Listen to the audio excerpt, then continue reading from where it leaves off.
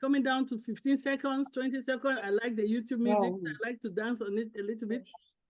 So the YouTube, anyway, being silly now. Our YouTube is coming on. 2, 3, 2, 1. Welcome, everyone. Thank you, everybody. Thank you for being here with us today. Thank you, our welcome team today. Thank you, Queen Nadu, for welcoming everybody. Thank you for stepping in as always. And today we're here at the gym team again. Our CEO came out yesterday, Mr. Ashmushwara, and hopefully we'll have some updates. Right? So direction. We'll wait for that time to come. But before we continue our webinar, we always want to start with our signature tune. We'll start with our signature tune. And please mute. Thanks. We'll start with our signature tune and for some housekeeping, we'll take the mic off everybody, not because we don't want you to speak, but because we want to hear each other. Sometimes we have a phone call and Zoom will automatically unmute your mic. So we'll just take the mic off, and when it comes to Q&A, everybody will have the time to speak. Without further ado, I'm going to ask my brother, King Derek. Oh my goodness. Do you know he's a real man? I had to touch him in the flesh. But I'll leave that for when we have to discussion time. King Dr. D, can you play our signature tune, please? Thank you.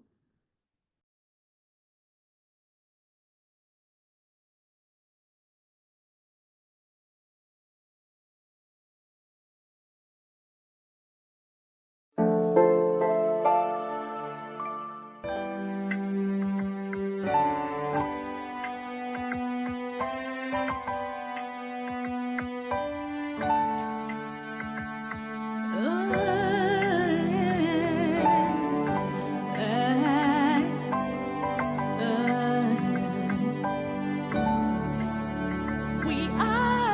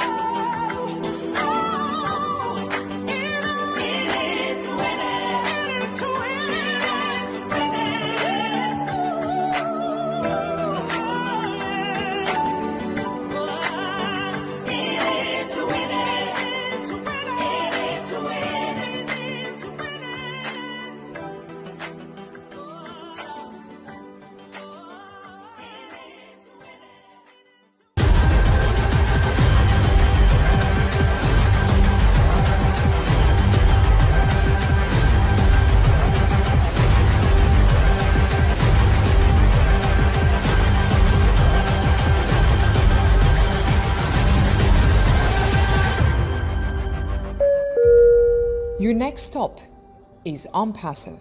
Stand clear of the closing doors, please. Yes, we are in it to win it. I love this song because it reminds us that everybody's a winner. It doesn't matter. We're all winners. As long as you're engaged, you're going to win. And as I said, we'll get the updates for those that miss it from when the right time comes. If we hear our CEO say want to fall like a mango, not a peach. I think because one is softer, right? Peach, you fall, you just get rot quick. Mango is a little bit resilient. I think that's what the analogy means. So if you see, we have done more than 500 webinars and counting.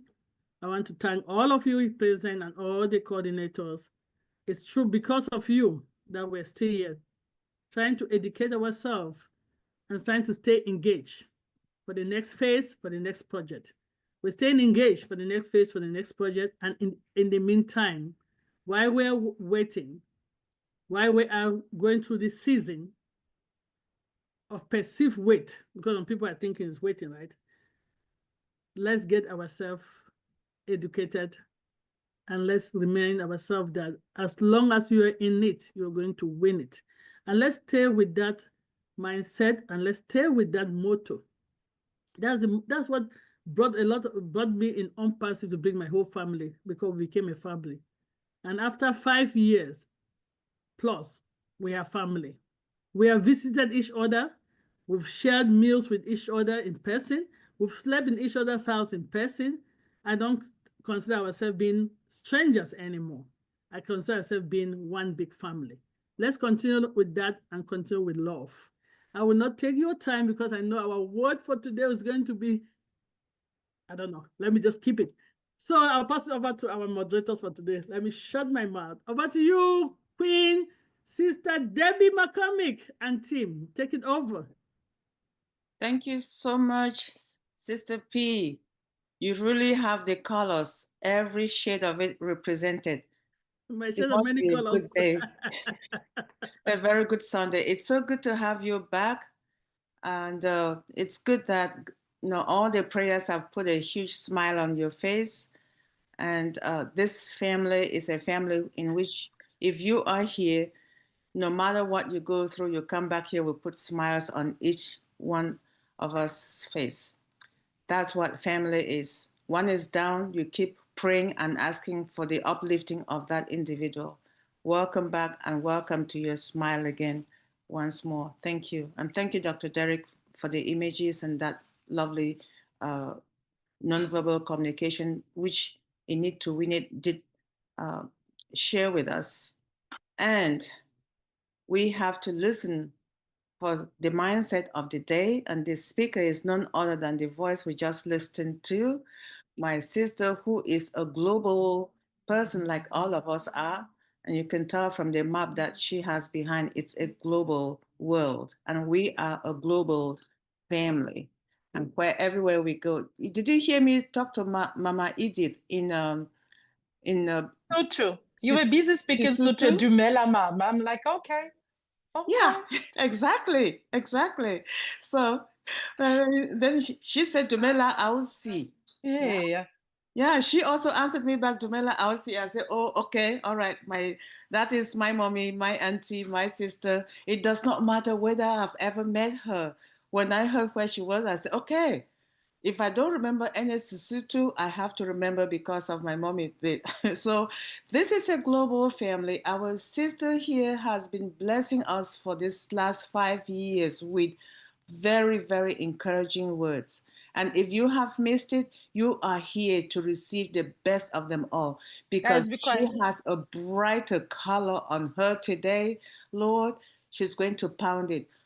Queen Sister Lorato, the microphone is yours, darling. You look lovely, by the way. Thank you, sis. The colors, right? I was like, I have a flag here behind me. I was like, we are all nations coming together and showing that unity is actually power. When we are together in love, there's nothing that we can't do. So thank you, sis. And Dumela Luena Hape Ausi. So now, since you decided to speak Sotho, I'm just going to speak Sotho with you only. It was really nice hearing you say that. So I just want to say thank you to everybody, and thank you for this opportunity to be given to just speak into, this is for me when I come here, it's me sharing my thoughts and just brainstorming with everybody and just sharing my thoughts and everything and my heart as well. So and I'm really, really, really grateful to be afforded that opportunity, because iron sharpens irons. As I'm talking to you, I'm talking to myself as well, and I'm reminding myself and you're reinforcing my belief system and all these things that we talk about every time. So, and before I even go any further, I have to say I want to thank the creator for being here. Today is another opportunity for me to choose to love well, to choose to live well, to choose life and everything that supports life. So I'm so grateful to be here. I don't take anything for granted. I don't take any minute for granted. So any minute that I'm given, I ask myself, what can I pour into this time? What is it how do I present myself for this time? Of course, we go through days where we feel a little bit down, but I don't allow myself to be down too long, because I feel like it's time wasted. I could be investing that time in positivity, and not only just positivity by trend, but living in the light. That's what for me, I've decided for myself that I'm living for the light. And this is what I'm going to talk about today, specifically, the being aligned. And we spoke about this last week. I just made a quick recap of everything that we've been talking about over the weeks, and to say, we have to agree with life, and it's a choice. Everything is a choice. And I remember I was listening to a scripture today.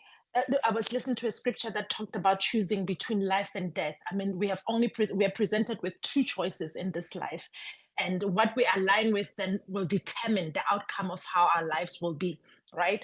And everything is mind, right? Our mindset is everything. Right. And everything that we do on this planet is shaped by the activity of our mind, our mindset. Everything that we believe, everything we choose to bring into our consciousness, it supports only two laws: the law of life or the law of death.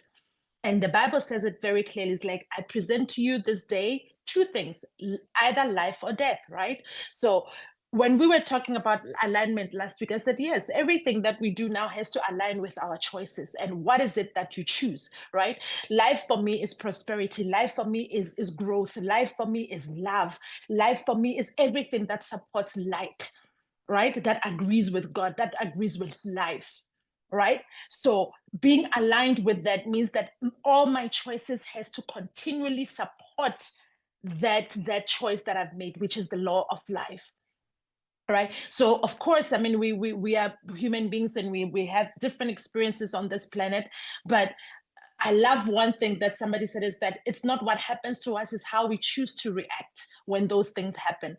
Because we can either choose to be in doom and gloom and darkness forever and ever, or you look at the experience. I'm not saying don't feel your feelings. I'm not saying don't look at the situation, but we look at these things that happen. And even in that, we still have a choice. We still have a choice. Even when things are not going our way, we still have a choice, right? So we can still either still agree with life, or just go on another trajectory and start agreeing with what doesn't support life. So our thought life is very, very important. And so everything that we do has to be in alignment, right, with the perfect law. It has to be in harmony with the law of life. Or if you choose another one, then you go that way. But you have to be very diligent and very adamant about your choices and what you choose to align yourself with. Right. So it's worth mentioning again, because I was listening to Mr. Esh talking. I went through the recap of the talk that he had, and one thing that popped out for me was, he said there'll be many updates, but you have to be mentally ready to accept the changes. He talked about mental readiness, to tell you that everything that your preparedness, how you handle things, comes first from your mind. Your mindset means everything. Other people will see the changes and they'll be falling apart. It's not what we signed up for. It's gonna be drama, right? If when he comes back and he reveals the plans to us, and it's not exactly initially what it was at the beginning, many people are gonna fall apart. Many people are gonna say things. We're gonna hear, outbursts and different things happening.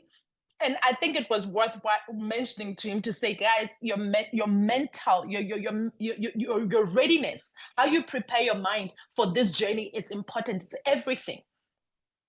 How you prepare yourself for success, this journey. You know, we know that the end goal is for us to prosper, but the middle, we don't know. The battles that we're facing right now, we don't know. It's the same thing as our walk with God or our life as well. We know we want well. We know that, you know, from point A to point B, we know we want to get to success. We want to get to everything else, all this manifestation of everything good that we want. But the middle, you can never anticipate, but your mental readiness will determine everything, how you react to all the things that are happening in the middle. Other people were not prepared for this. People thought that they're joining ONPASSIVE. Tomorrow they're millionaires. There's not going to be a journey. Things won't happen. They thought that it's going to just be A to B and that's it. Yes, I mean, we've sat here in meetings when Mr. Ash will mention to us, yes, we're going to do this next week. And sometimes it wouldn't happen, but we didn't know the battle.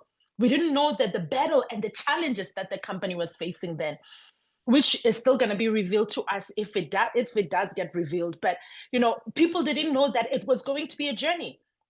Even in his talk, he mentioned Elon Musk, about the rocket launch of Elon Musk. I mean, I don't want to say all the updates, but he mentioned that of course, all of us, when we go to something, we go only looking at the results. Not many people are prepared for the journey in between. Not many people are. We just go in with like, you know, I'm going to go here, babe, blah, from point A to point B. Like you leave your house, I'm going to shopping at this shop. You're thinking about the shop, but you don't know the journey in between. You don't know that you're going to meet traffic.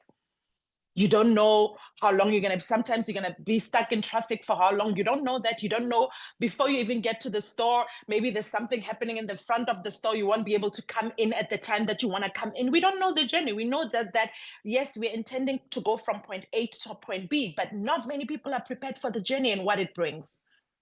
And so that's why I said that we have to be aligned with life. But then when your alignment is supporting life and you choose life, it's going to be easy for us because we're going to be able to dust ourselves off and say that the end goal here is we are making it.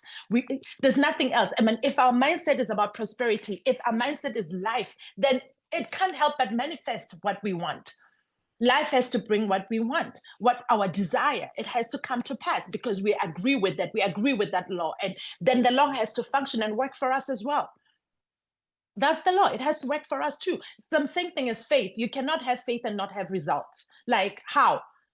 You understand? So when I talk about laws, there are certain things that laws that when they're activated, they can't do nothing but produce results. They have to produce results. We cannot be agreeing with life and then life doesn't manifest itself in our lives. It cannot be. Then the whole thing is a lie then. Right? We cannot believe in light and light doesn't manifest in our lives. We cannot believe all these things unless there's doubt. You remember when I spoke about doubt, when we now talked about doubt and when sometimes we are wishy-washy, you believe this and then the next minute you change your mind.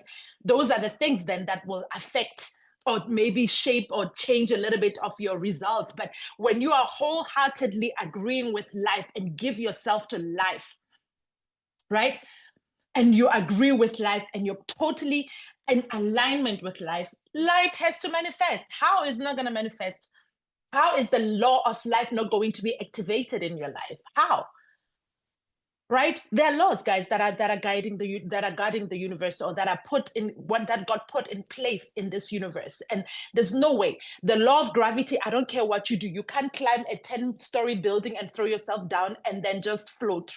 No, the law of gravity will be activated unless the law of aerodynamics comes in and cancels out that. Then that's something different. But there has to be another law that comes and cancels out the law of gravity. But the universe is put it's set up in a way that there are laws that govern everything. And when we obey the law and we function within those laws, they have no choice but to manifest and become what they're supposed to be. Like the results has to come. And this is also one thing that I was observing for the time that I've been in ONPASSIVE and I've observed Mr. Ash, how he speaks. I don't care how ugly things are. I don't care how hard they are. there is always light that comes out of him. When he speaks, he says, but things might be this, but we are making it. There's never a time that he will contradict himself. It's like, okay, let's give up, guys. Let's just pack our boxes or whatever. There's always this, of course, the fight is going to be hard. None of us know how we're going to react. If all of us were in that position, we can't guarantee how we were going to act. None of us can say, you know what, if I was in that position, I was going to act like this, blah, blah, blah, right? So we can't guarantee how we're going to act. But me watching him react the way that he does, I know that whatever he shapes his life with, it has to agree with light. Because he's consistent with that. He's consistent with that. He said, the last thing that he says, that nothing will affect our dream that we and I are waiting for. Nothing. We're waiting for it. Nothing can stop it. If God called it, it has to manifest because we are agreeing with light. We want to see this come into my full manifestation, and we're working, we're doing what needs to be done for the manifestation to happen. We keep on agreeing with it. Yes, the journey is hard. We can't predict. I mean, there's this thing with the court case that has been going on, blah, blah, blah. I mean, we cannot control those things, right? In reality, we can't control those things. I remember there was a court case in my family with somebody, you know, people doing business and blah, blah, blah. And people took money, like the situation that we're in. That case took forever to resolve. And nobody could predict when it was going to happen. But, you know, there are certain things that are out of his hands, which for me, when I watch him, I'm like, dude, like the way he holds himself up, what he keeps on declaring, whatever he keeps on saying, it's still in alignment to the dream that he's dedicated to. He doesn't change his mind, right? So alignment is very important, guys. And going back to what I said we have a choice. All of us here have a choice. And our choices is that what do I align myself with? What do I agree with? You know, some of us, maybe the dream won't be, we're still waiting, Dr. Patience, that while we're still waiting, because we already had already made up our mind that we're going to succeed, our success may come in other ways.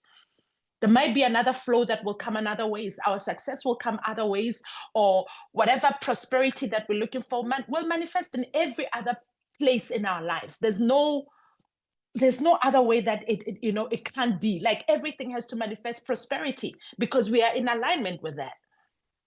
So in everything that we do, our everyday expression of life has to give the evidence of what we believe or what we chose and what we choose to align with. It has to give evidence. There has to be evidence. In small wins, we call them small wins. You know, sometimes you're going through things, and might not be only on passive. You might be going through challenges at work. You might be going through things in your family. But because you align with light, you align with life, that situation will be dissolved, and you'll find yourself having victory over fights that otherwise you wouldn't have victory over had your mindset not being the mindset that is aligning with light and aligning with good. Because we attract whom we are, not what we want.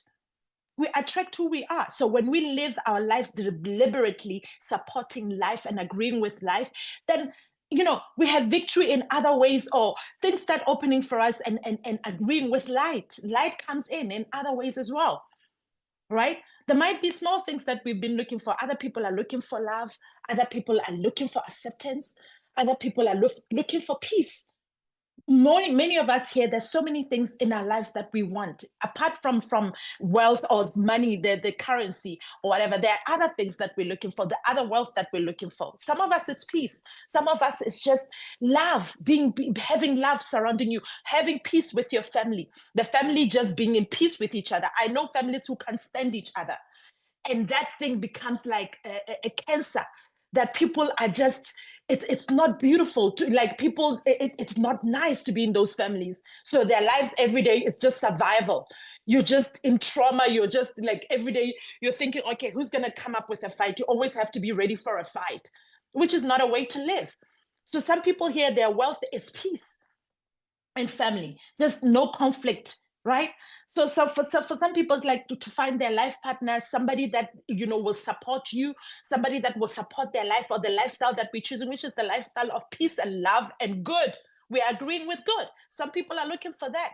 And so when we are now consciously choosing that every day, there's no way light is not going to come in, guys. Some of us here, our work situations are not nice. Maybe your colleagues are not nice. You're looking for that peace at work because that's how you express yourself. You love your job, but you don't like the environment. It's toxic. And so when we start agreeing with light, you'll start seeing changes. You're going to start having victories in areas where you didn't even anticipate that you will have peace. Not only monetary, what we're waiting for money. Yes, money is good. It's wonderful. We need money, you know, but there are other victories every day that we can't overlook. Just because there's one goal or one thing, we can't just afford to just have just one focus on one thing and ignore everything else that is happening in our lives that is good and miraculous, beautiful miracles that are happening every day that are supporting life. All right. Some of us, it's health. We want to be in perfect health so we can enjoy the wealth, because actually, well, health is wealth. You might be looking for money, but if you're not healthy, nothing means anything. If you're not healthy, you're not going to enjoy anything, guys. There's no way. There's no way you can enjoy anything. So some of us is like, Lord, I want a sound mind, a sound body. This is where I'm agreeing. I'm doing everything, me physically, I'm making decisions every day that supports that. I'm choosing to eat healthy. I'm choosing to, you know, Sister Irene came here, spoke about health and all these things. So we're consciously now choosing what supports life, also for our bodies, right? So that alignment isn't everything. It's not only alignment is some esoteric idea, but alignment means that your choices, also physical choices that you make, has to agree with life. It has to agree with life so that life will manifest in every aspect of our life. It will just start blooming out from inside out. Because when we are in alignment, we don't live from outside in, we live from inside out, right? We live from inside out, guys. Everything starts from within, and then now we spew that thing out. Life has to start from within and it has to come out. So we live from inside out, right? So it's very important that now we align, we question ourselves every time. It's like, are my thoughts aligning with good? Okay, today, this is the day that I'm having. How am I reacting to it? What am I reacting to here? One last thing that I wanted to mention, you know, a lot of people were doing doom and gloom. Oh, we waited forever and ever, la la. Mr. Ash said something that actually, it shook me because I thought about it. I put it in perspective. He said, you know, can you imagine, guys, if we started selling our product and we started selling in 2023 and we sold 100 million, that 100 million would have been, he said, 2 billion, right? So can you imagine if we had lost that 2 billion by now? And we have this thing that is happening right now, and that much money was taken from all of us, 2 billion. What would we be saying by now? What would be say? I mean, that is colossal, right? None of us can imagine that. Oh my God, wow! How would we have, you know, what would we have said if that was going to be the result, that we've lost something so big? So sometimes, you know, when we think it's delay, it's not actually delay. It's protection. It's protection, guys. I look at it that my perspective is that we are not delayed. God is protecting us, removing and sieving things, or things are weeded out that would otherwise would have been a big stumbling block to our dreams. Would have been, you know, we would be in a position where we have to even fight bigger giants than what we are facing right now. We would have to fight something bigger than what we are facing right now. So it was protection. So of course, when things happen, like I said, we want to go from point A to point B, but we don't know the battles in between. And some of the things that happen in the middle, it's protection. It's protection, guys. It's not delay, it's protection. All right. So one last story that I want to say, I was looking at the thread on Instagram, and somebody was talking about, you know, guardian angels and whatever. I like those stories of guardian angels or whatever. So somebody said that for them, they were supposed to leave a house at a specific time, but things kept on delaying. They were supposed to leave, and then when they're trying to leave, the dog left. Now they had to chase their dog. You know, things just started happening, just delaying them and everything.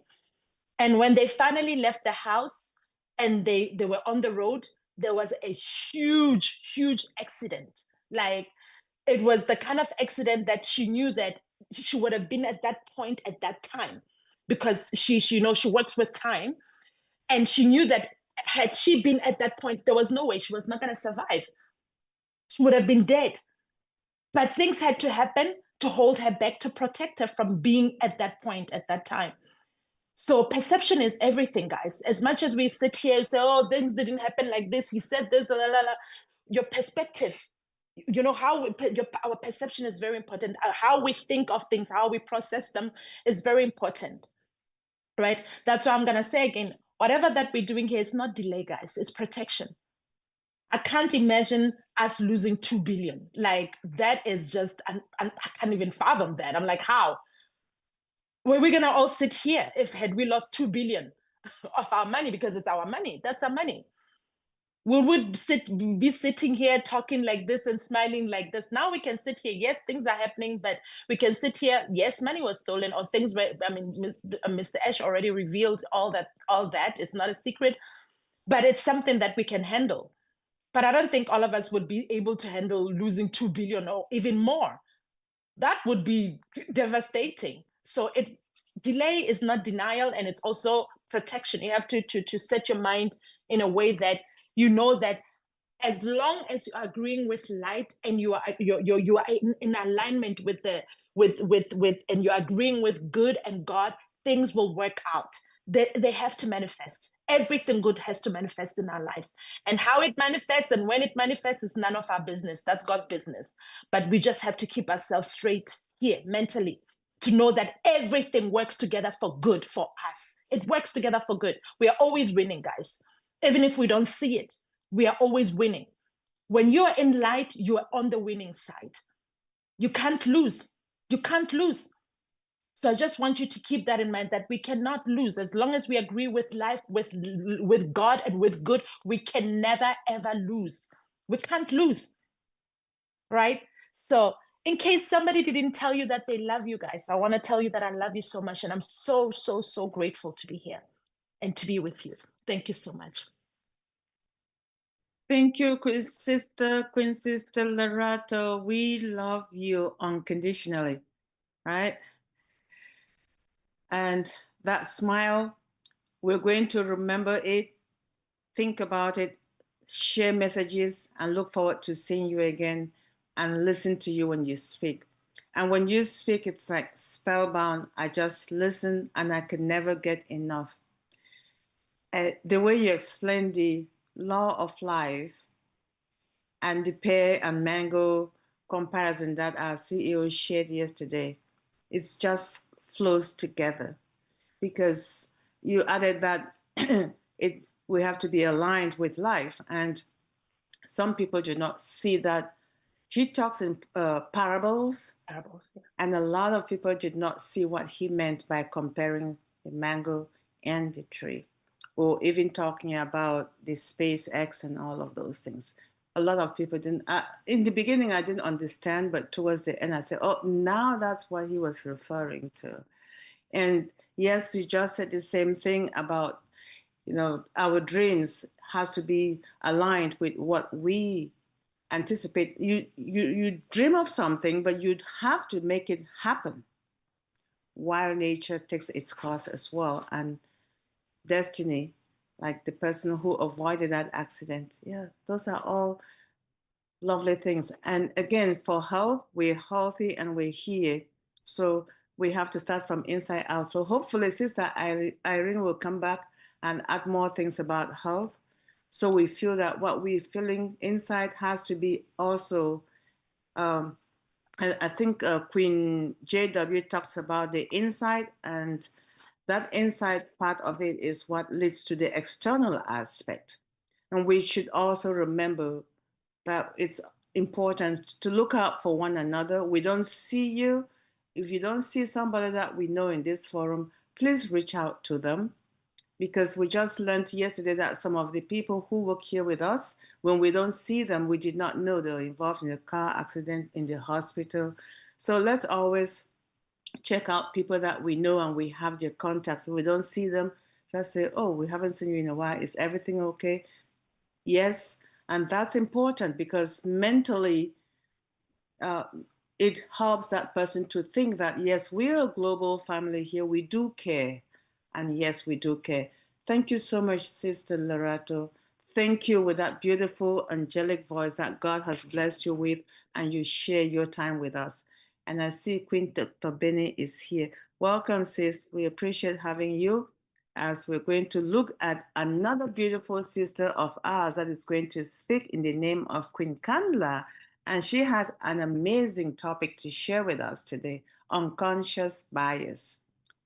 Queen Kanla, we don't even need to introduce you. We know you will either call you Queen Kanla, Queen Rachel, or Rahel, depending on what mom and dad prefer, and depending on what you prefer.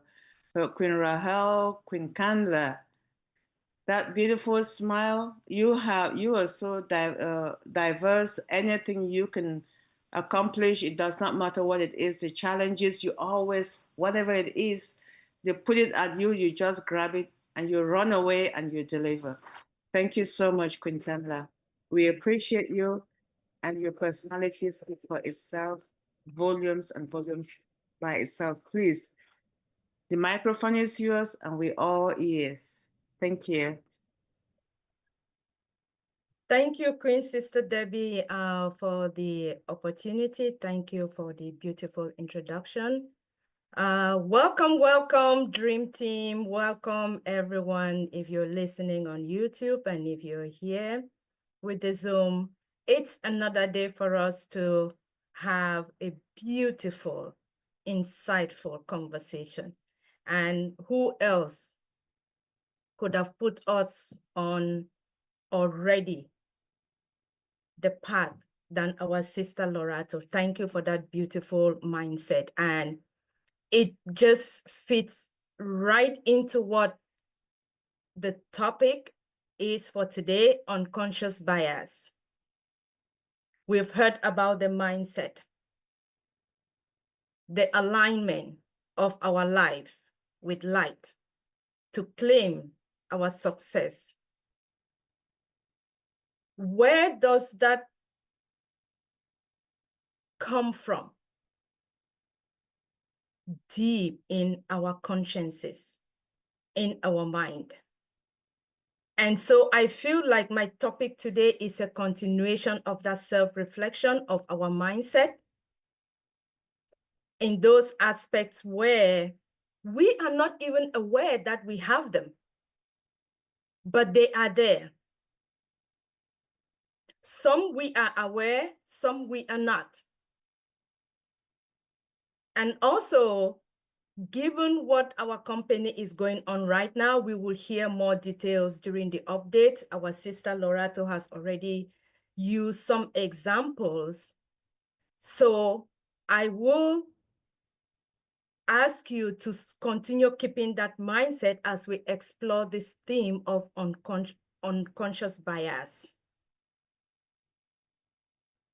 Personally, in your life, in your family, and around your work environment and the community at large.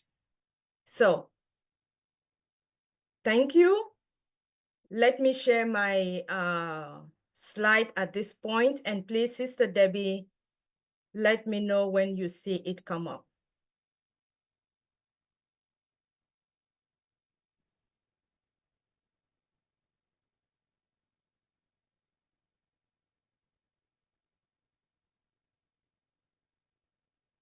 Yeah, you can see your screen, sis. Okay, the full slide or the presenter's view? The presenters, wait, yeah, the full. Okay, all right, that is great. So, thank you, sis. As we dive into the topic of unconscious bias, I know many of us are like, okay, unconscious bias, what perspective, what direction, what will be some examples? Yes, it's intriguing, it's exciting. You want to know. So,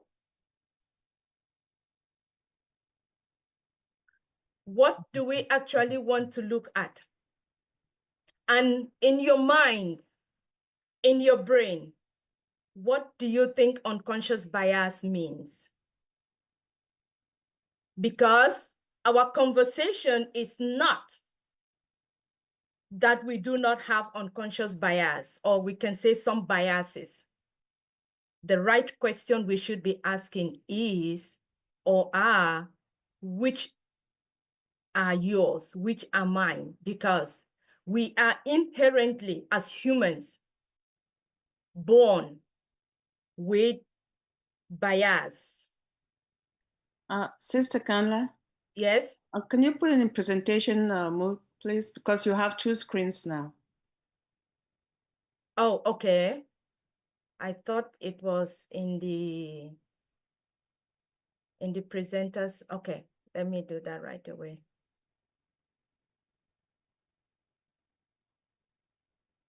Which of them do you see? Or maybe, okay, you have the unconscious bias, the first slide, and then you have another one which is next to it. Okay, no, then the first one was correct. This Yeah, is... you had the presenter mode before. Now this is speaker mode. Speaker mode. Put it back on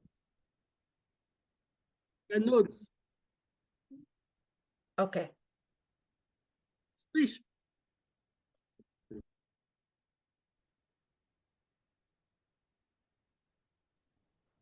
No.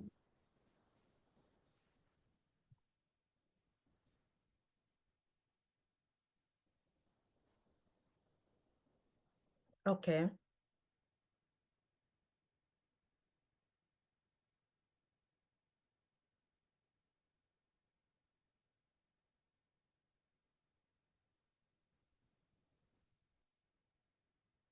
Okay.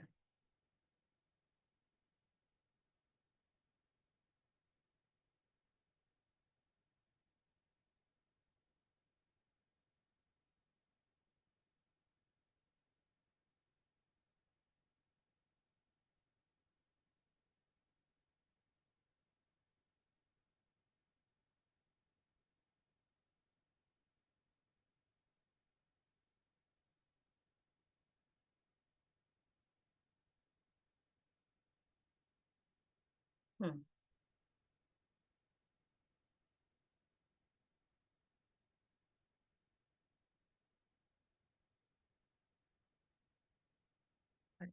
I'm not seeing my slide. Just please bear with me.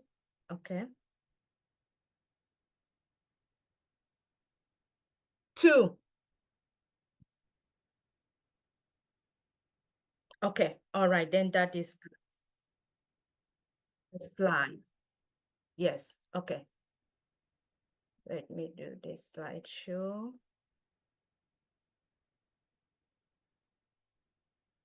Okay.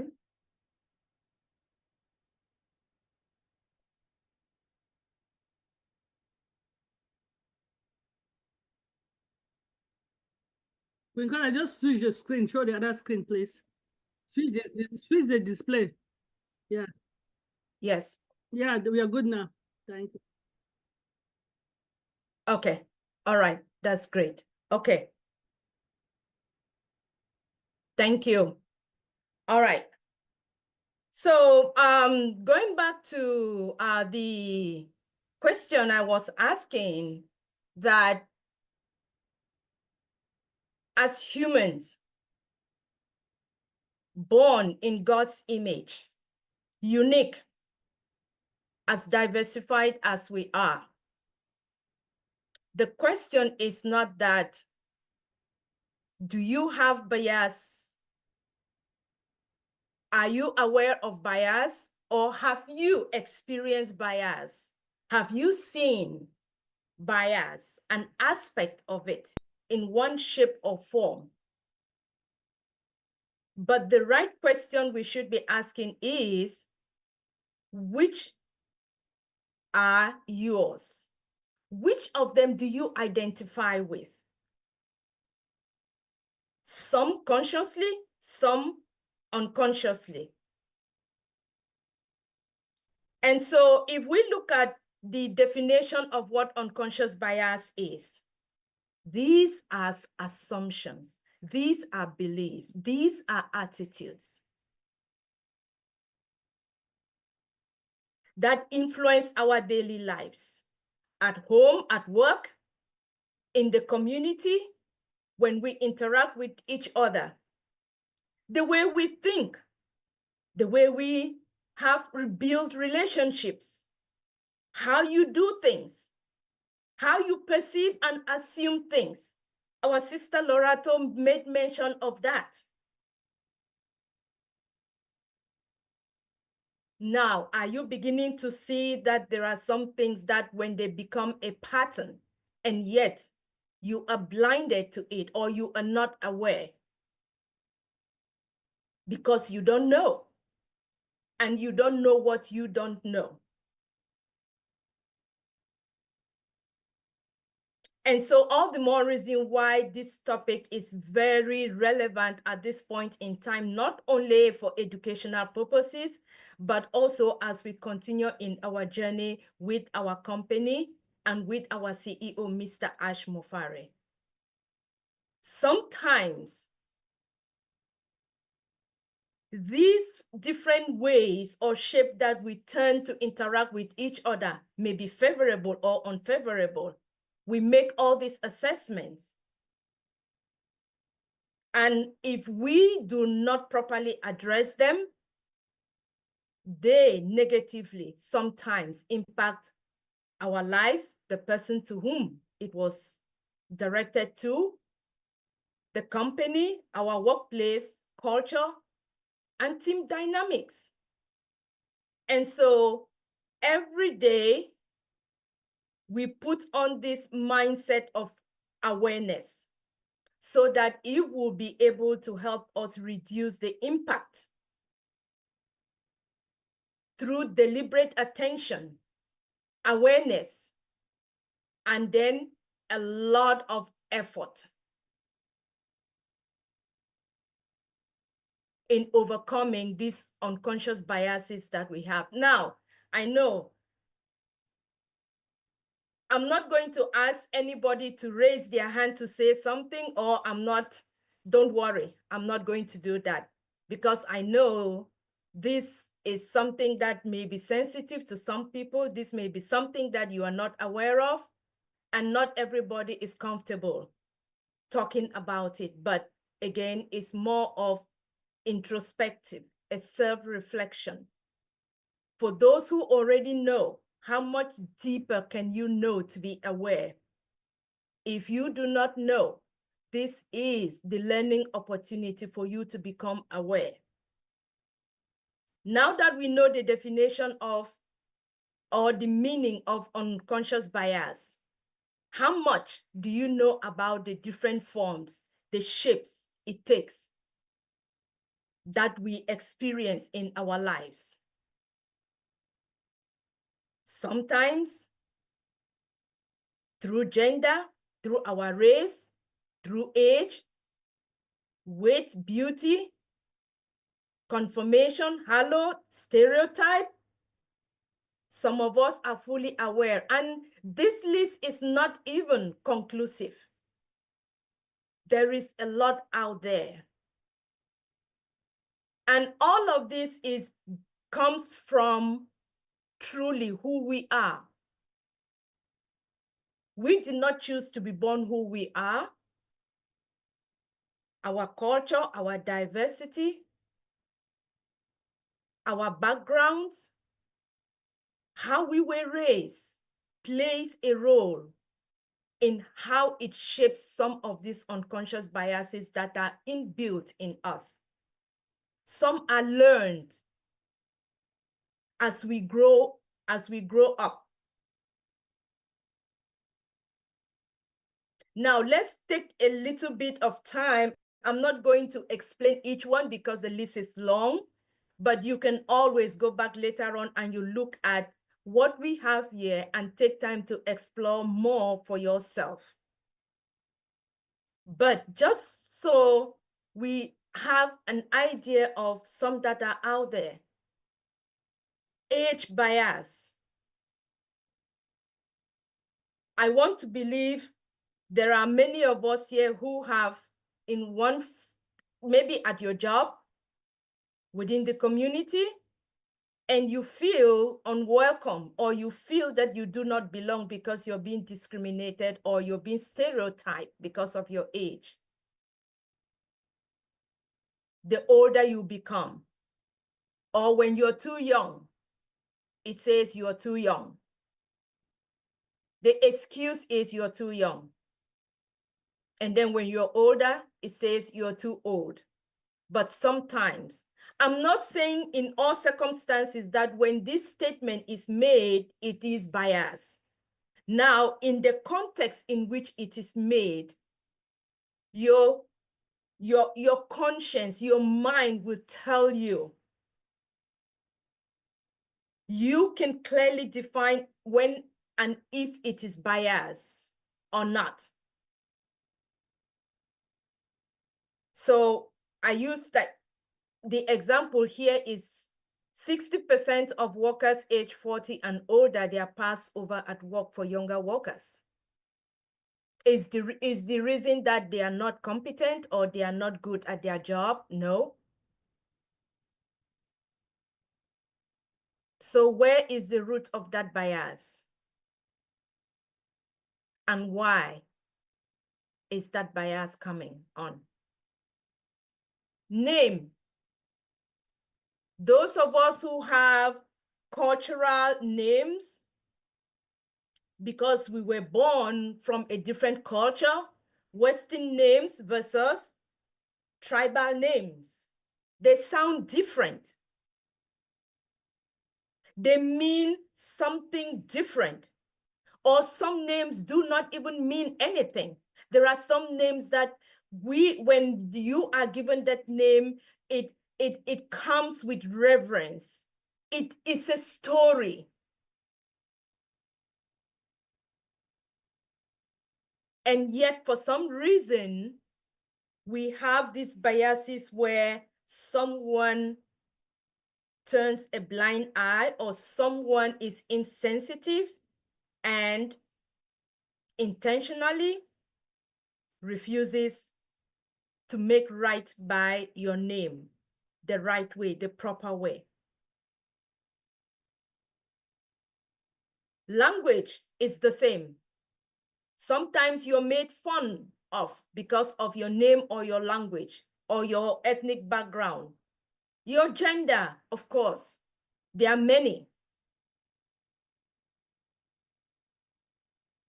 No matter your sexuality, at some point in time, you experience this bias.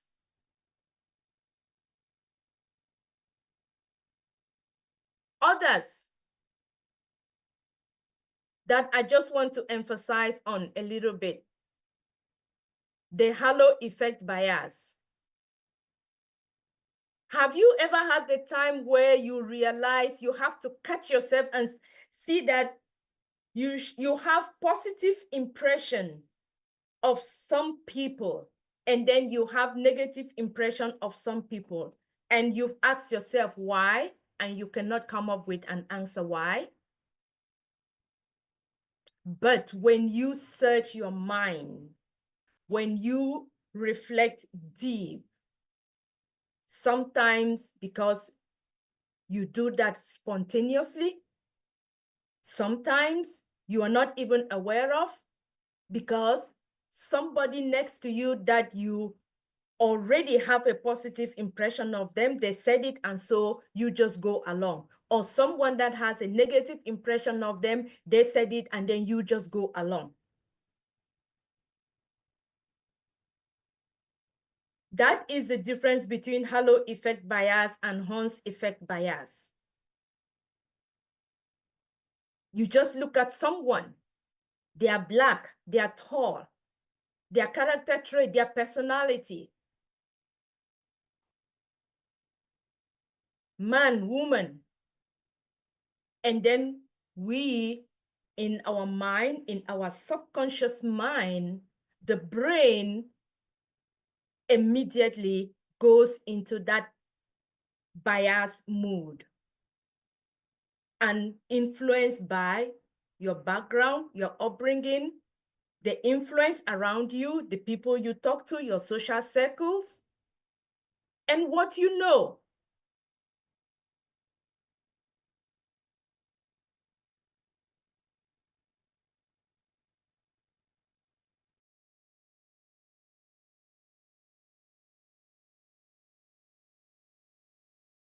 Kanla, unmute yourself. You're please. muted.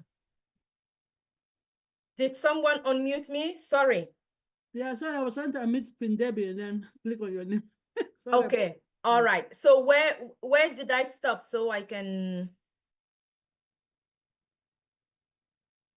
I believe just continue with the halo effect. Okay, yes. So I explained the halo effect is the opposite of the Hans effect, where your positive impression about someone influences you in those different ways. How you interact, the way you think, how you assume things at work and at home.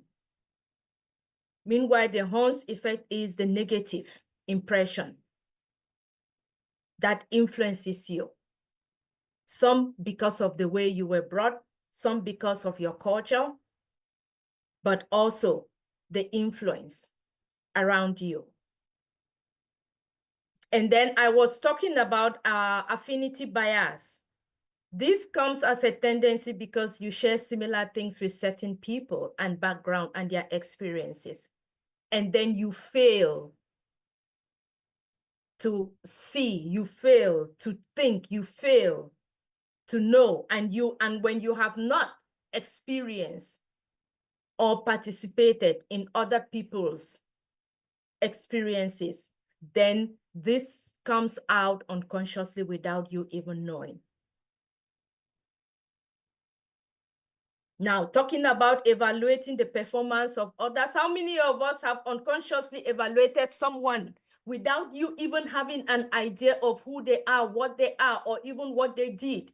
You just have a look at somebody and you evaluate them, whether at home or at work, or how even at home as children, you say you see your between siblings.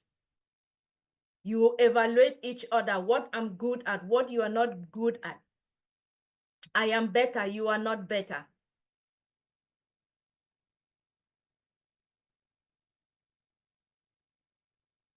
We see that around us. Then religious bias, I know many of us have that. We have seen it. Sometimes you just feel it. Sometimes it doesn't even need to be said, because when it is wrong, it is wrong. Or when you feel uncomfortable when it actually happens around you or closer to you, your mindset kicks in sometimes and reminds you there is something just not right. And again, you do not know what you do not know, because this is based on our subjective interpretations and assessments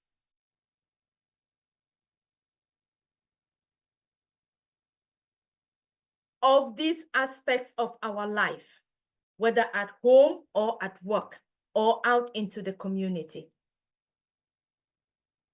Our relationships.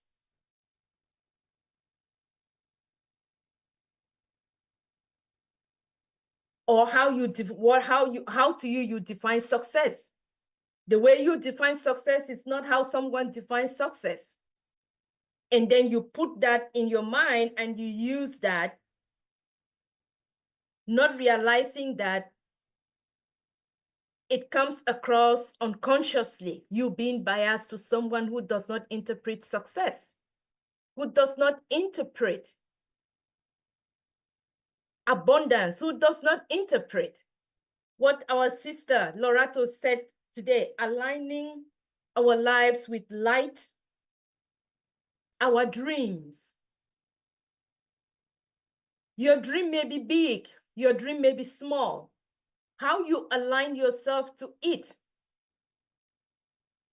is up to you. How you make it happen, how you achieve it, how you get there. And so no one should be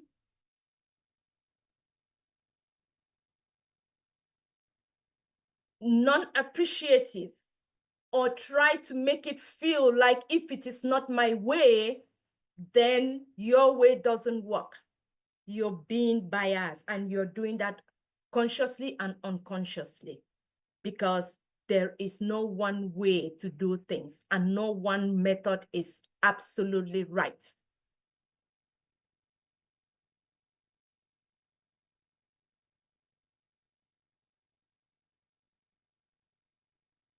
We continue. Contrast bias. This was clearly, we saw it with our CEO and the updates. You make judgment by making comparisons. Does this resonate with all of us here? Right from the mouth of our CEO. Our sister Lorato also made mention. The comparison, using the examples of the SpaceX, and even to me, for those who know of the book Things Fall Apart, that has been in my on my mind since the update of yesterday.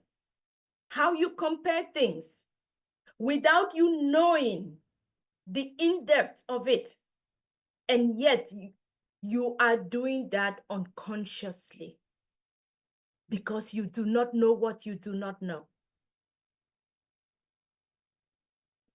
Status quo, again, back to what we heard, or for those who have not heard, I hope you go back and listen.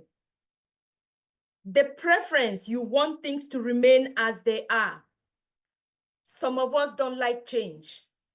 We are resistant to change. And if the change is not what we want, then what do? That doubt, the self-doubt. When you start failing to align yourself with the initial dream, or with that light, or with that life, or with what we started in our ONPASSIVE, what it was, then you find yourself expressing some of these things unconsciously.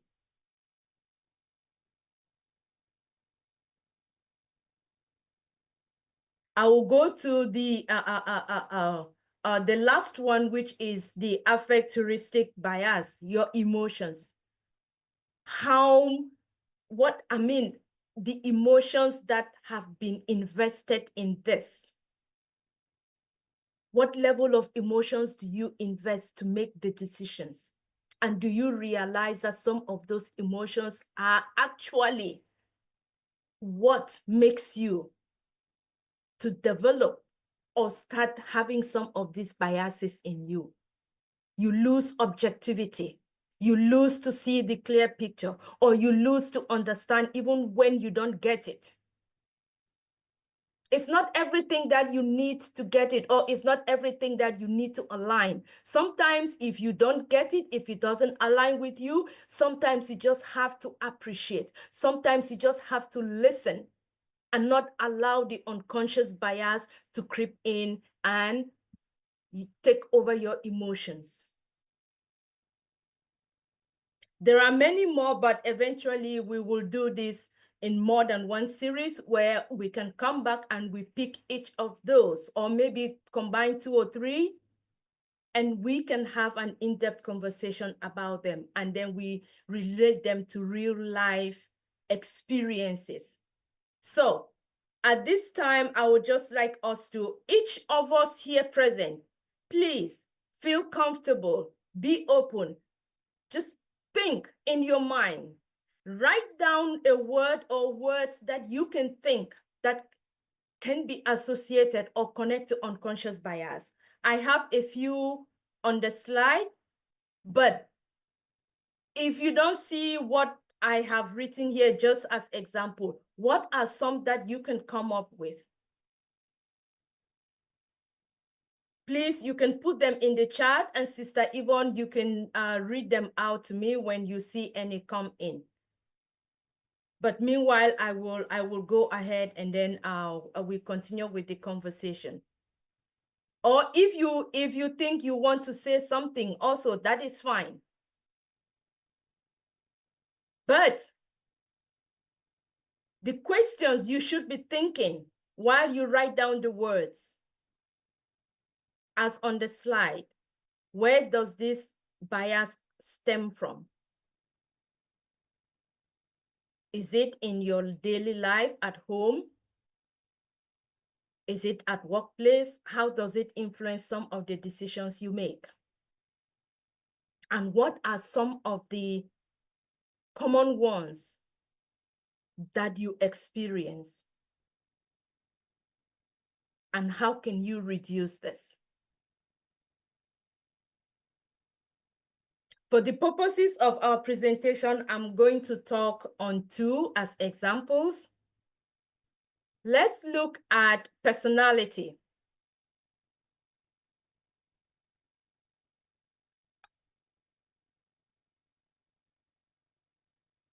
Think of in a household, and this is also applicable at your job. In a household, you have 3 to 4 children. It doesn't matter whether they are biological or not, but you have siblings. At work, you have 3 colleagues. One is the cheerful goer, the person who talks aloud, who is upfront, who sees and says something and does what they need to do, and they are upgoing, who will jump up and say high five. That is who they are. That is their personality. And then the other child is the quiet, who doesn't speak, who keeps to themselves, but yet they are as intelligent, they are as loved as their brother or their sister who is outgoing and talking, and they also work very hard. And the third, who you can say has phobia, whether of light, whether of sound, or whether of loudness. You're just afraid. And so you tend to retreat. That is who you are. That is your personality. And how you compensate for that is, for men, they tend to put their hands in their pockets, tight to themselves.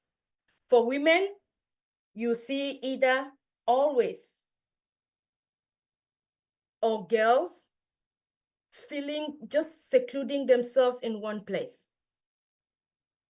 Now, let's put on the unconscious bias hat, whether at home or at work.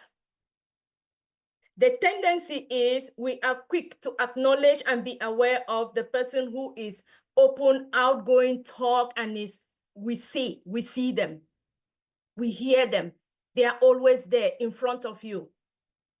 But then you start questioning the person who is quiet, or you start having doubt, or you start thinking, what could possibly be wrong with them? What is it they are not doing, or what is it they are hiding? And in some cases, you even take it to the extent where you draw your assumptions, you make your belief, you make conclusions, and you even influence others around you, whether your friends or your colleagues at work, by sharing that, oh, this person is like this is like this is like this. Without taking the time to understand, without taking the time to be objective, without taking the time to get to know them. Did you take the time to know them? And that changes the dynamics of things at home and at work. Let's look at poverty. When the word poverty comes to mind, what do we think? Oh, I think all over, many people will tell you when you hear poverty, you think of Black people, you think of minority, you think of the poor, you think of the disabled.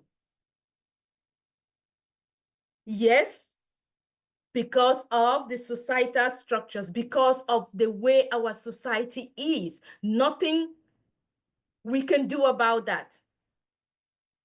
But as humans, our mental mindset, is it always the case?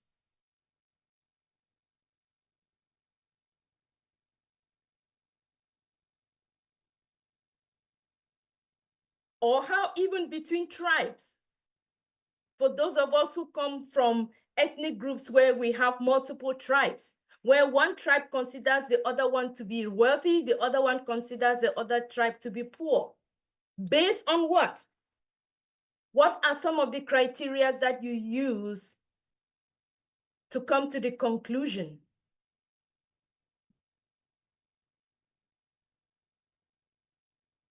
But it is based on perception, belief, your assumption or your experiences, your upbringing, where you are, what you were taught,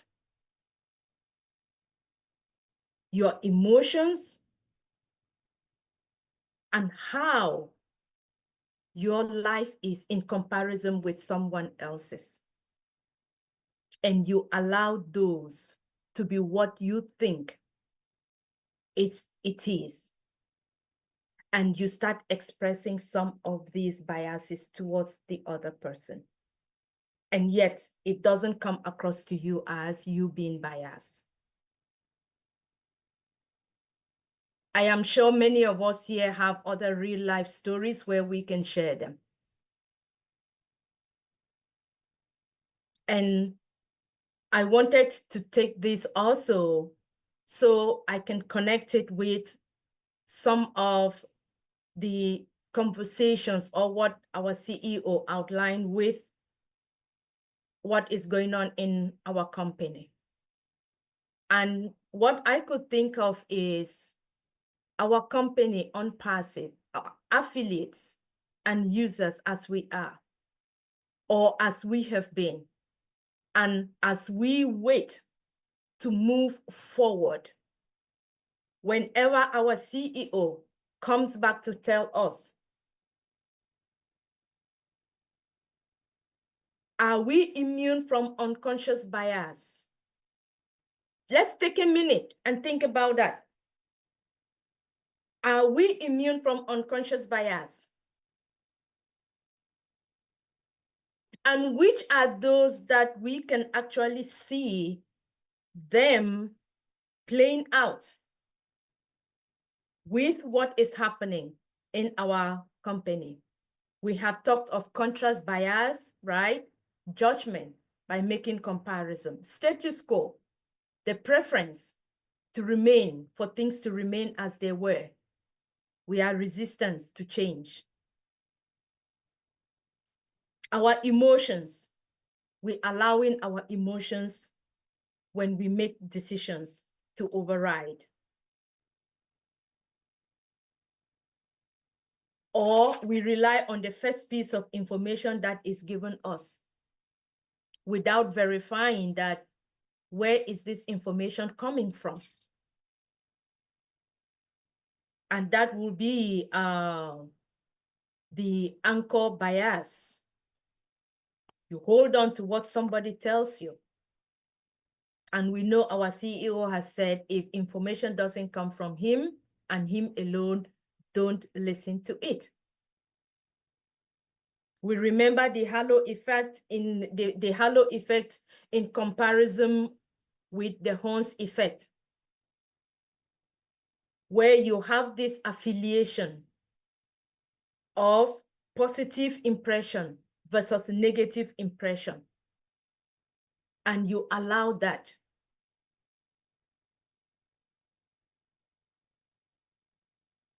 In your mind to shape some of these unconscious biases that we have.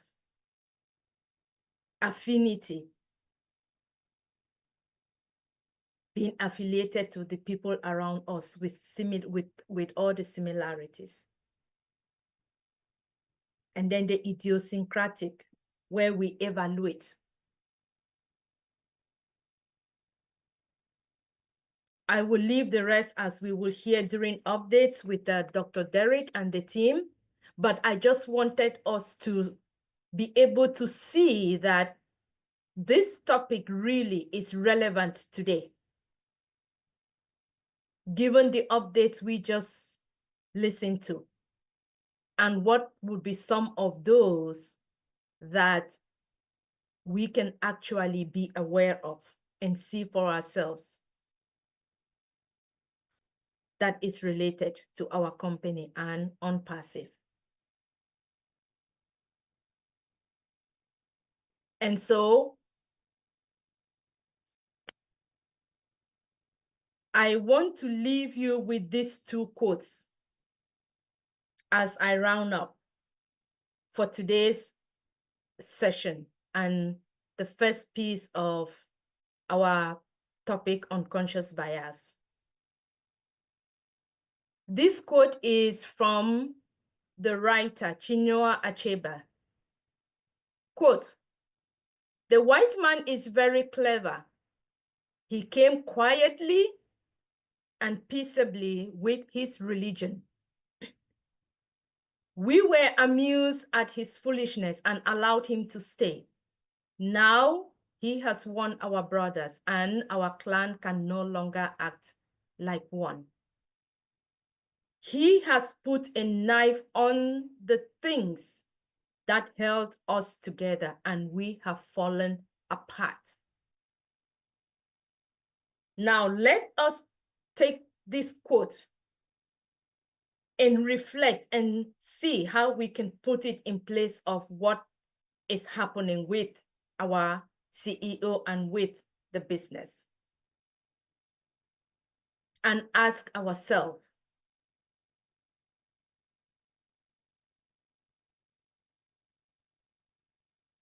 that knife that has been put on things, which is our ONPASSIVE business, that was the glue, that was the golden glue that held us together. And now it is falling apart. Are we going to allow it?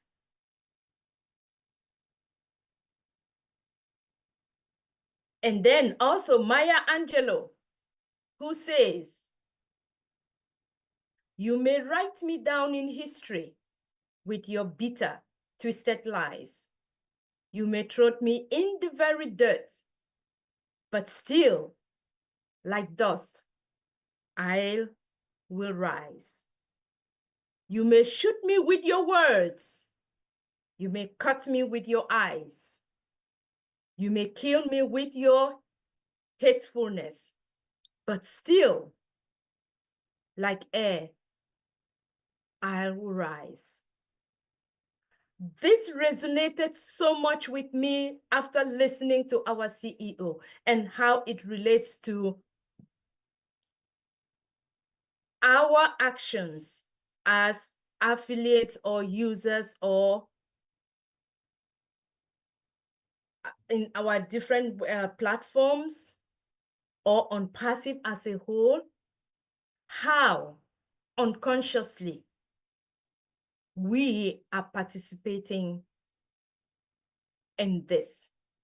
And so my hope is this will bring some awareness to us.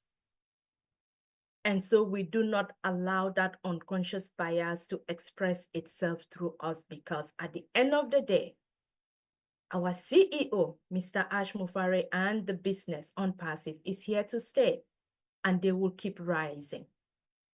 They will fall, or he will fall, he will rise, and we will fall and we will rise with him. And we will not allow our mindset, the unconscious biases that will come, they will not go away, they will be there. But with the awareness that we have, it's going to help us be better. It's going to help us stay in alignment with moving forward wherever we are going. It's going to help us stay in alignment with our ONPASSIVE family. It's going to help us stay in alignment, embrace the new level that we will be introduced to. The dream remains the same. But if we do not start addressing now moving forward the mindset in our brain, in our heart, then it will only continue tearing us apart. Because again, you do not know what you do not know. but when you know, you can make adjustment to become better. So that brings me to the end of my presentation. Thank you. Thank you, Queen Kanla. Wow, what an awesome, outstanding presentation you made today, unconscious bias. And in the end, you used two of my favorite authors, Chinua Achebe. There isn't anyone internationally, Africans in diaspora and all scholars know who those two writers are. And they contrast each other because they're male, female, and they lived in different parts of the world, but the ideas are still the same, piercing through everyone's brain. Chinua Achebe is very well, wow.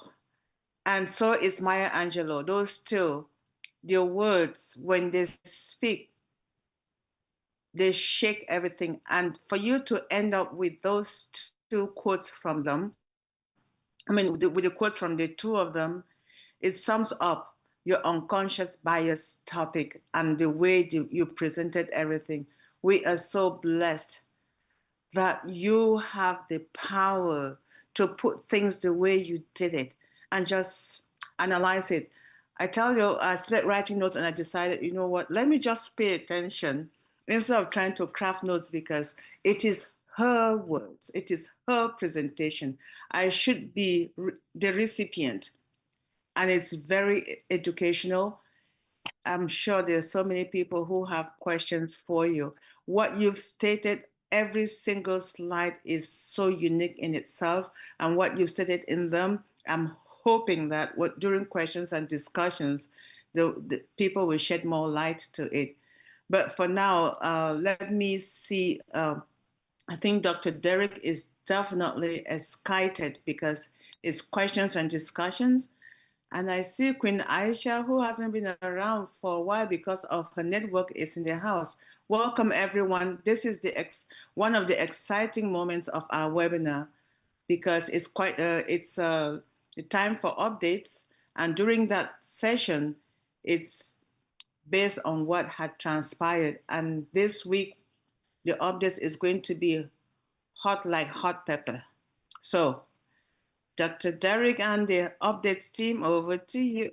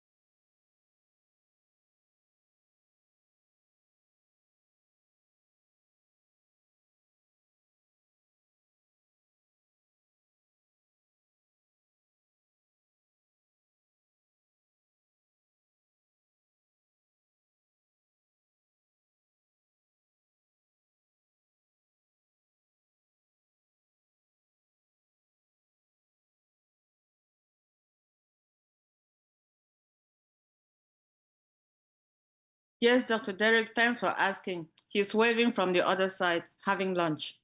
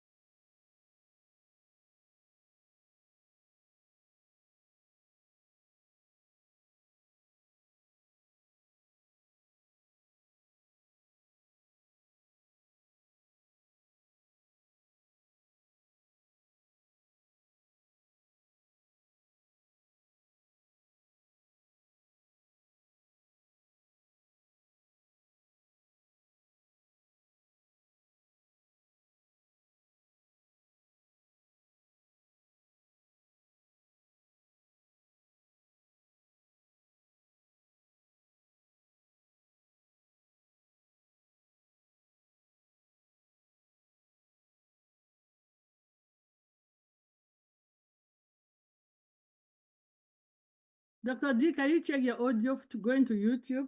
The people in YouTube say no audio. Yeah, but I can hear you because I'm hearing you in Zoom, but in the YouTube they say no audio. So. Okay. Yes.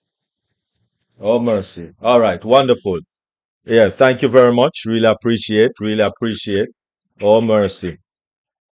All right. Wonderful. Really appreciate. Really appreciate. Thank you all very much. I hope you are hearing me now over in YouTube. Thank you very much. Okay. And so I was just saying that the updates have been mostly dealt with by our two favorite persons, Queen Lorata Shadari and Queen Kanla Rahel.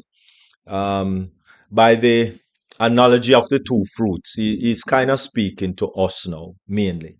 Because, yes, the 52 million, it's a good thing that we didn't continue with charging and charging and charging for on passive or connect, because if he did that, then based on the amount of months that we had Connect for, actually Connect would have been raking in about anywhere about 1 2 billion with a B, not million, billion with a B. And at this time it would be mostly our money, the users' money, that would be turning over and going into the the um, the wallet, and so those persons would have had access to it, and all of that money would have been gone, or maybe would have been tied up at the central bank, whatever it is. But there is a God, and because there is a God, evil don't last long. All right. So he's speaking to us basically about the analogy with the two fruits. If you are a fruit that want to leave, just leave. Just leave. Basically, just leave. You don't have to be bashing on passive. Oh, on passive is wicked. On passive, hold on to my money. I spend my big fat $97, and I need it back to leave. No, no, you got it back already. That's the first thing, right? Now, if you did not purchase Okanek, you could have withdrawn your $97 because Ash Mufari gave it back. Let me say that again. Ash Mufari in September, I think that's when we got Okanek, right? Ash Mufari gave it back to all of us. Now, if you were paying attention, then you would have known that so listen, you cannot have a conversation now about $97. There is no conversation should take place where $97 is concerned.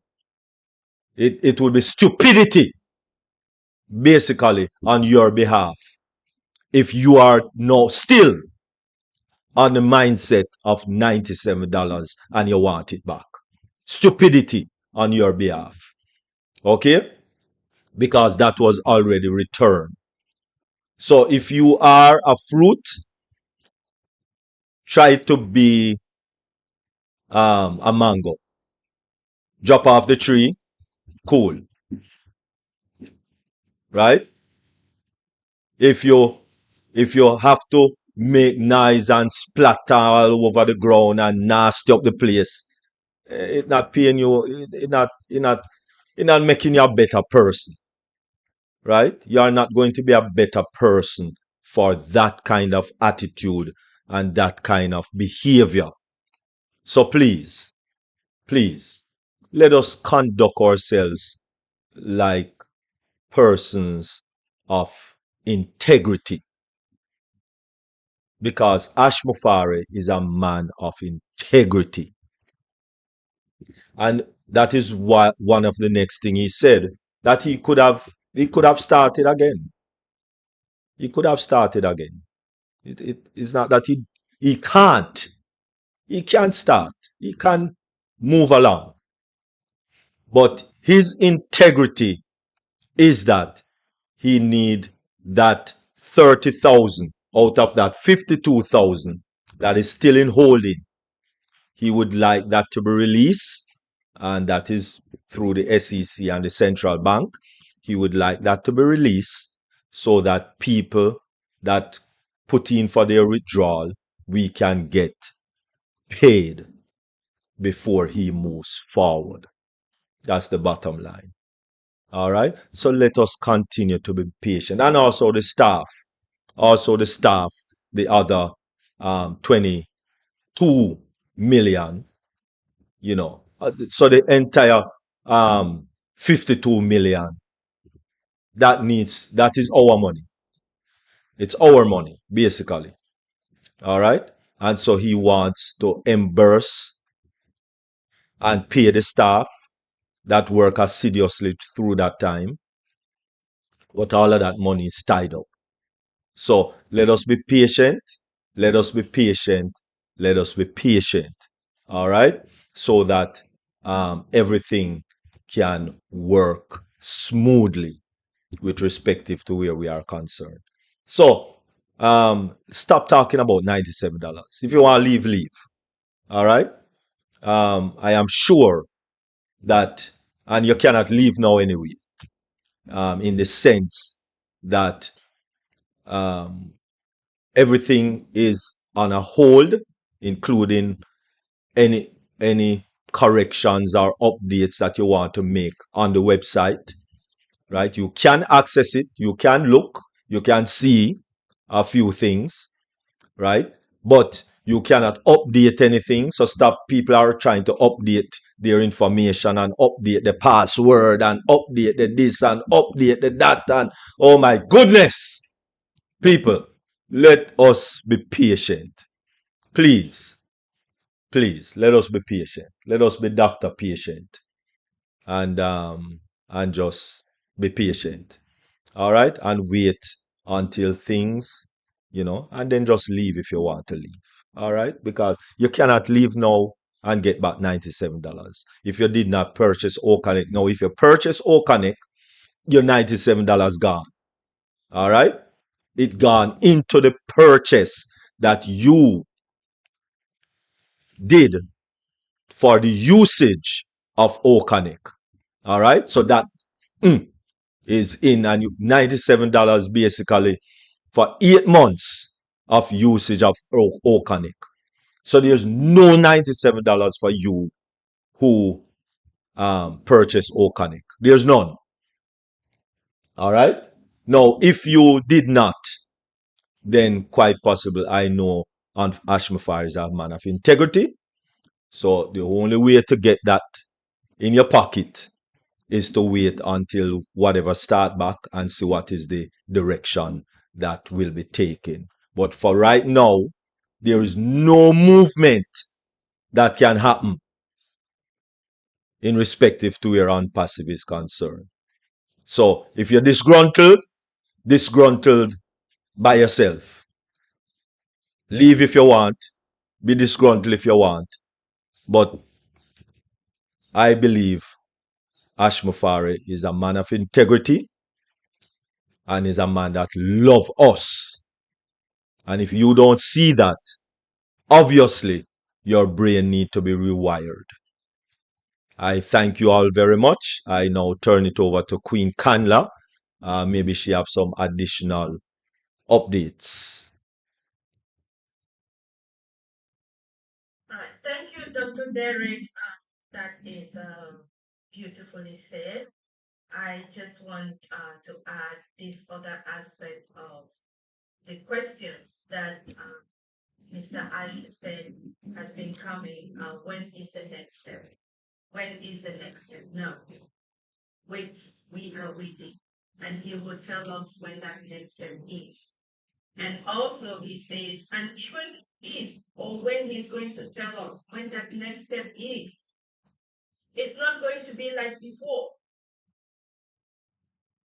If we are at level 20 or 25, he is going to be talking to us about step 15 or step 10, because he wants to keep that integrity, like Dr. Derek has said.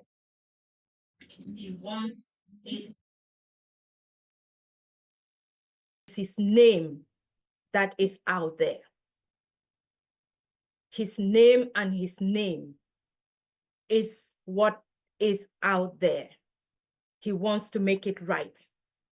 And he wants nothing more than something that is advanced, more available, affordable, user-friendly, better features, complete, integrated. Isn't that what we all want? So we wait and let him lead. We wait for him to come back and tell us when that next level is. And please don't listen to someone other than Mr. Ash Mufari. If you did not have the opportunity to listen to the updates, please do well to go and listen to him from his own mouth. So that will be all for me, Dr. Derek. And I think I will pass it back to our moderators at this time. Thank you, Dr. Derek. Thank you again, Queen Kanla. You see, you're wearing your multiple hats.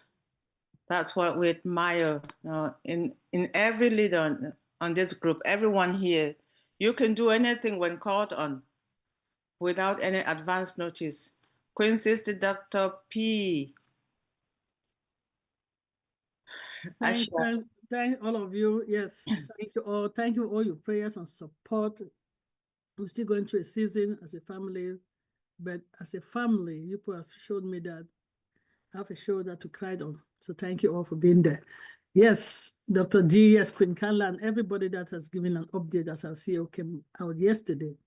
And yes, Dr. D, and he mentioned that they like something about the refund tools. So nothing is actually guaranteed in business. Nothing is guaranteed, but it's going to do its very best. I hope I got that right? And he said no updates should come from anybody except from him. From him. So let's stop making stories. When he comes out, let's listen. If we can't, let's ask each other. Let's find where the videos are. Let's listen to him. And yeah, so let's wait. Let's wait for the next phase. And let's wait patiently and wait with love. With love for one another. I will emphasize that again. Let's wait with love for one another. Not with hatred, with love. Yes, Queen, I know we're going to go to Q&D soon. Queen Debbie mentioned that if you don't really see your brother or sister, don't just assume. Reach out. Reach out. I felt bad because maybe because I was in my own storm around March as well. Only to reach out to one of our brother. He almost lost his entire family to a car crash. As Queen Debbie said, we only found that yesterday. So reach out. And just a word of comfort. But God, in his infinite mercy, saved the family. So I am glad to see that they are doing okay. But reach out to each other, people. Let's reach out. 5 years together is not 5 days, it's not 5 months, it's not 5 seconds. It's a lot of time. As I said earlier when I started, some of us have shared holidays together. We've shared celebration together. We share mourning together. We've shared a meal together. We've prayed together. We cannot be strangers anymore. Thank you, everybody. Queen Loretto, what a mindset today. And Queen Rahel, Rahel, you know, one of the unconscious mind, you said something, and us as parents, I fall into that. I will tell you, because I don't want to like query or banter words with children. I have unconsciously put them in buckets. If I want to do a particular thing, I see myself turning to call one child. If I want to do a particular thing, I see myself turning to call one child. And for the sexual bias, back in most of our culture, this is a man's job, this is a woman's job. We tend to do that unconsciously without even realizing, right? If a mom wants to cook and she's going to the kitchen, unconsciously we call the female child. And if the dad wants to go and do a yard work, unconsciously he called the male or the son, right?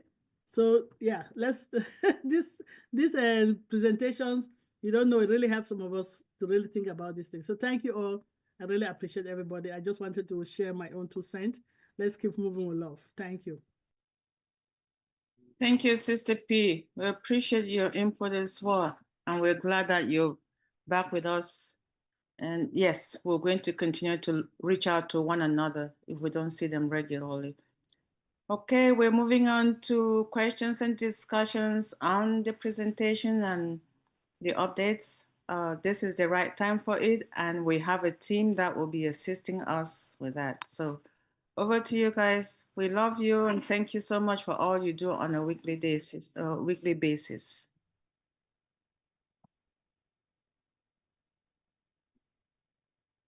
Okay, are we back to Queen Kanla? Dr. Benny, Queen Aisha, I see you guys. Yeah. Okay, are we back to Queen Kanla, or are we? Dr. Benny is going to be available, or Queen? Who is taking this part? Dr. Benny has already unmuted, and I see. All right. Okay. Sister Aisha is also in the house as well. Okay. All right. Thank you. Happy Sunday, happy new month. And I will say greetings to all my queens and kings around the globe. I am so thrilled to see each and everyone. And I just want to appreciate Queen Kanla and Queen Lerato. Thank you so much for your presentation and the mindset as well. And thank you for the updates, King Dr. Derek. All right, and Queen Yvonne Finn, if you could please introduce yourself. Thank you. Okay, good afternoon, and thank you, Dr. Benny. Everybody, greetings. My name is Yvonne Finn, and I am usually and most always the chat monitor, and that's the role I'll be doing today. So thank you very much. Thank you. Queen Aisha, are you available, please? Hello, everyone. Good evening. Can you hear me? Yes, we can. Greetings. Greetings from here. It's been a while. Nice seeing you guys. Happy Sunday. Thank you, Mr. Kamla, for that mind-blowing presentation. And also, Mr. Lewato and Dr. Derek for the update. Thank you, everyone. Nice seeing you guys once again. I'm so glad to be here with you guys today. Thank you, Dr. Benny. Nice seeing you. Thank and you. Debbie McCollum. Thank you, Dr. Benny and Yvonne, for making this dream team a strong bond, because we've been absent for a while. Without me being here, you guys are still here. Seeing this group together, I want to appreciate you guys. Thank you for all the wonderful job you do. Thank you all. God bless you. Thank you. Bye-bye. God bless. Thank you so much. We do understand that Queen Kanla has triple or quadruple a role. So could you please introduce yourself? Yes, thank you, First Lady Dr. Benny. I hope anyone and everyone who has been asking about our First Lady today, they can rest their case. First Lady is here. You have seen her. Welcome. We are glad to see you. Thank you, Queen Kanla. I appreciate you. Before I say anything else, I just want to thank our Heavenly Father for bringing each and everyone. Today, a lot of us lost our parents, but I'm here. Sorry, Dr. B. I was going to come to that, but it's okay. Just hold yourself. God is in control. Go ahead. Anyway, I just want us to also pray for those who are under the weather, like Mr. Marty Degamo. Despite the fact that he is in the hospital, guess what? He's still here. Brother Marty, He's everywhere. They want him to stay in the hospital and relax, but he's still talking. But I just pray that God should continue to give him that strength and for him to come back. To all of us who want Chloe to come back and those who are still sick, we pray that God should bless them and give them the strength. Since we know that ONPASSIVE is coming, I mean, I know that the name is going to change. Our CEO is working behind the scene. Let us work together and relax and just wait for him to come back to all of us. In the name of Jesus. Thank you. Yeah.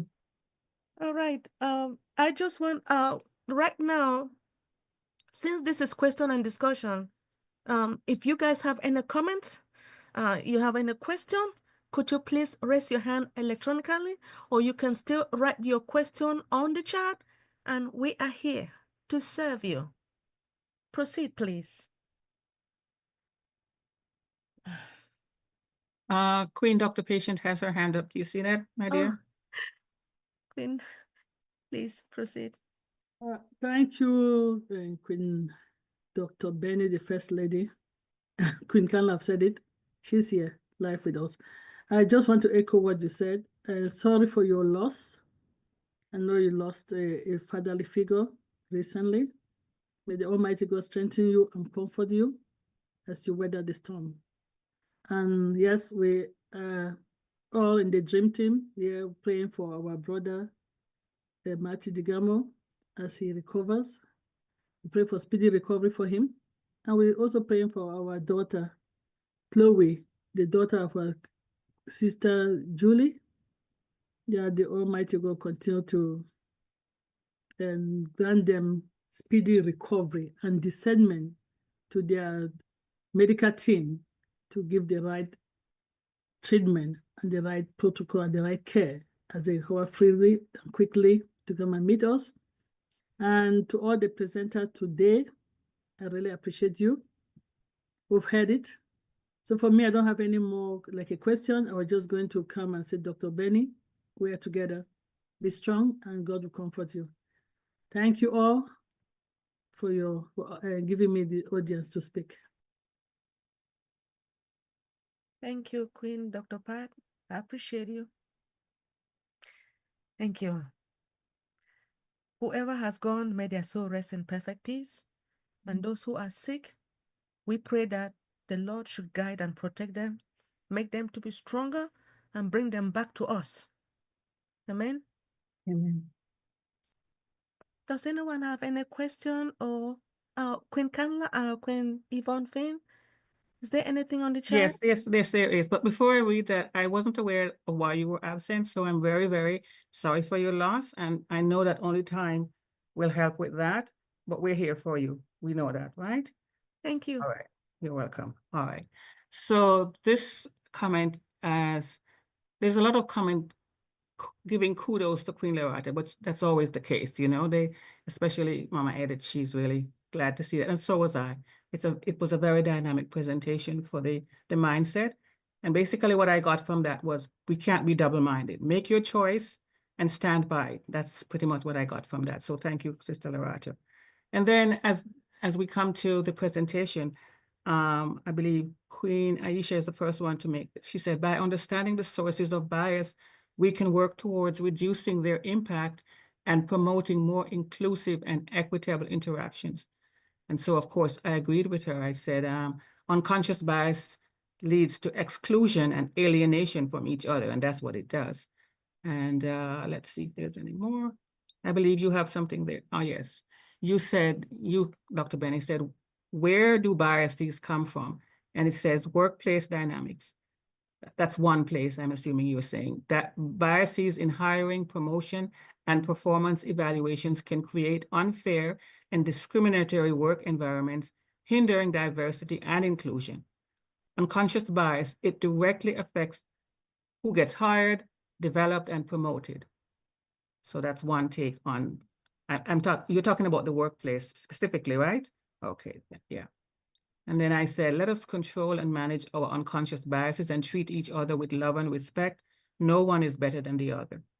And nonverbal cues can sometimes speak louder than our words. Okay, so that's it. And Sister Aisha says, by understanding this, okay. May Almighty Allah continue to rest the soul of the departed and grant their family the strength to bear the loss. Yes. And so I think that's the comments for now, Sister, unless somebody else has something to say. That's what's in the chat. Priscilla Cook, sister, she said, stay strong, Dr. Benny. God is still in control, dear sis, she says. So that is specifically for you and what has just happened. Divine healing to the daughter of Sister Julie, which is Chloe. Thank you, everyone, for your comments. We appreciate that. You know, may I just say what I learned? What Sister, who said, was it Sister Dr. Patience talked about the role biases, gender role biases.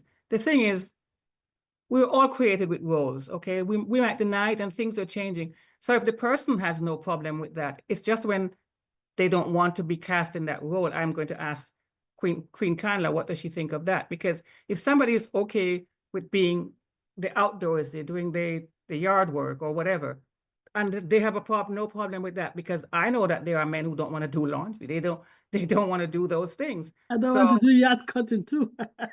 Pardon me? I don't want to cut the grass in the yard. Exactly. So the thing is, we can't have a hard and fast thing about that, right? If the person is okay with whatever the role that they're doing, that is fine. It's just when it's thrust upon them, or when people think that you're lower than me, so you should be always doing this thing. That's where the problem comes in, right? It's always about equitable inclusion and lack of comparison and judgment, right? This is the problem we have. If somebody is okay with a role, there's no issue, right? Whenever I'm Yes. I'm laughing. Yes, Queen. Okay, Can go I ahead. say something before you step in? I'm laughing because when I said that, yeah, then I was doing that. Yeah, I'm not trying to look at the gift that the person had. I was just looking at the no, I know what you're saying. I yes, I'm agreeing with you there. I get it. Because I finally stayed with my niece, and she was that outdoor person. She would be the one that would cut the grass. She would be the one that wanted to be outside. It doesn't have to be any gender I'm talking about. I'm just talking about the role. Correct. You know? We say that let's not use the gender now to box. Exactly. I was doing that. But when I was growing up, I wanted to be under the car, changing the car with my dad. There you go. Yes. Why are you out there being a mechanic when you should be in here? You should be in the kitchen. Yes, you should be in the kitchen with me. So I think what this presentation is teaching me, for me, is that they don't box somebody based on absolutely gender. Unconsciously, we do that. We do. God sent all of us with a gift. Yes, and we did. Do our gift happily. But when you start forcing something on somebody unconsciously without knowing, that's that's what I was talking about. Yes, I know. Therein lies the problem. I start consciously looking at what my kids are good at. Yes. And now consciously I call somebody to do something that I know will do it without grumbling. There you go. That's tax for me. There you go. I don't call the other person because they'll grumble. So it's about living consciously and intentionally. Yes. That is our point. That is what we need to do. Exactly.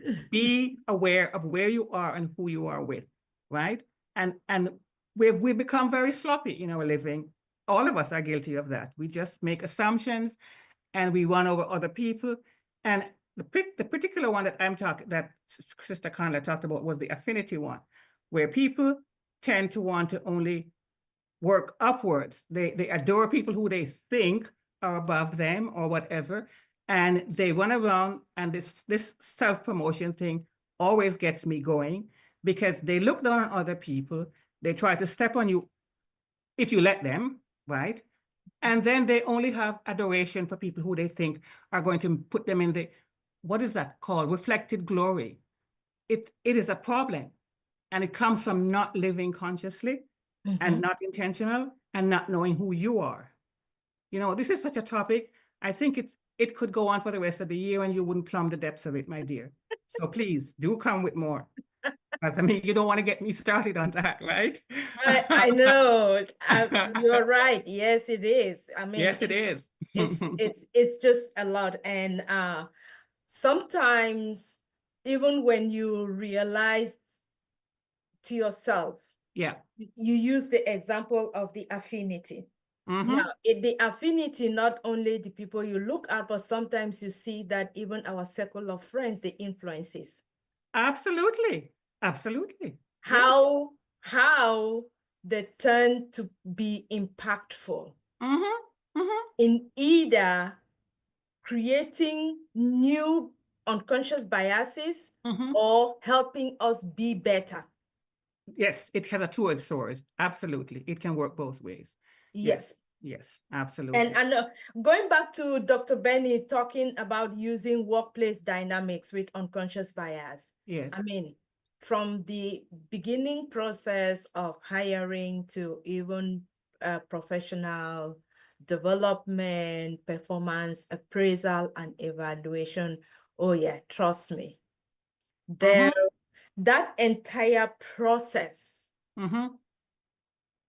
no, irrespective of who, whether it's your supervisor or whether it's your boss or whether it's a CEO, there are so many things embedded in between. And if you are not objective, if you are not aware, if you're not informed of these unconscious biases that are along the way with it, yes, that is how someone is overpassed for another person. Of course. Just because Dr. Bennett talked of promotions, right? When sometimes you just ask, okay, you know that your productivity at work is better than somebody, but yet they are the one who gets promoted. Yes. They are the one who gets an increase at work. Yes. And you talked about those cultural names, and that's a dead giveaway.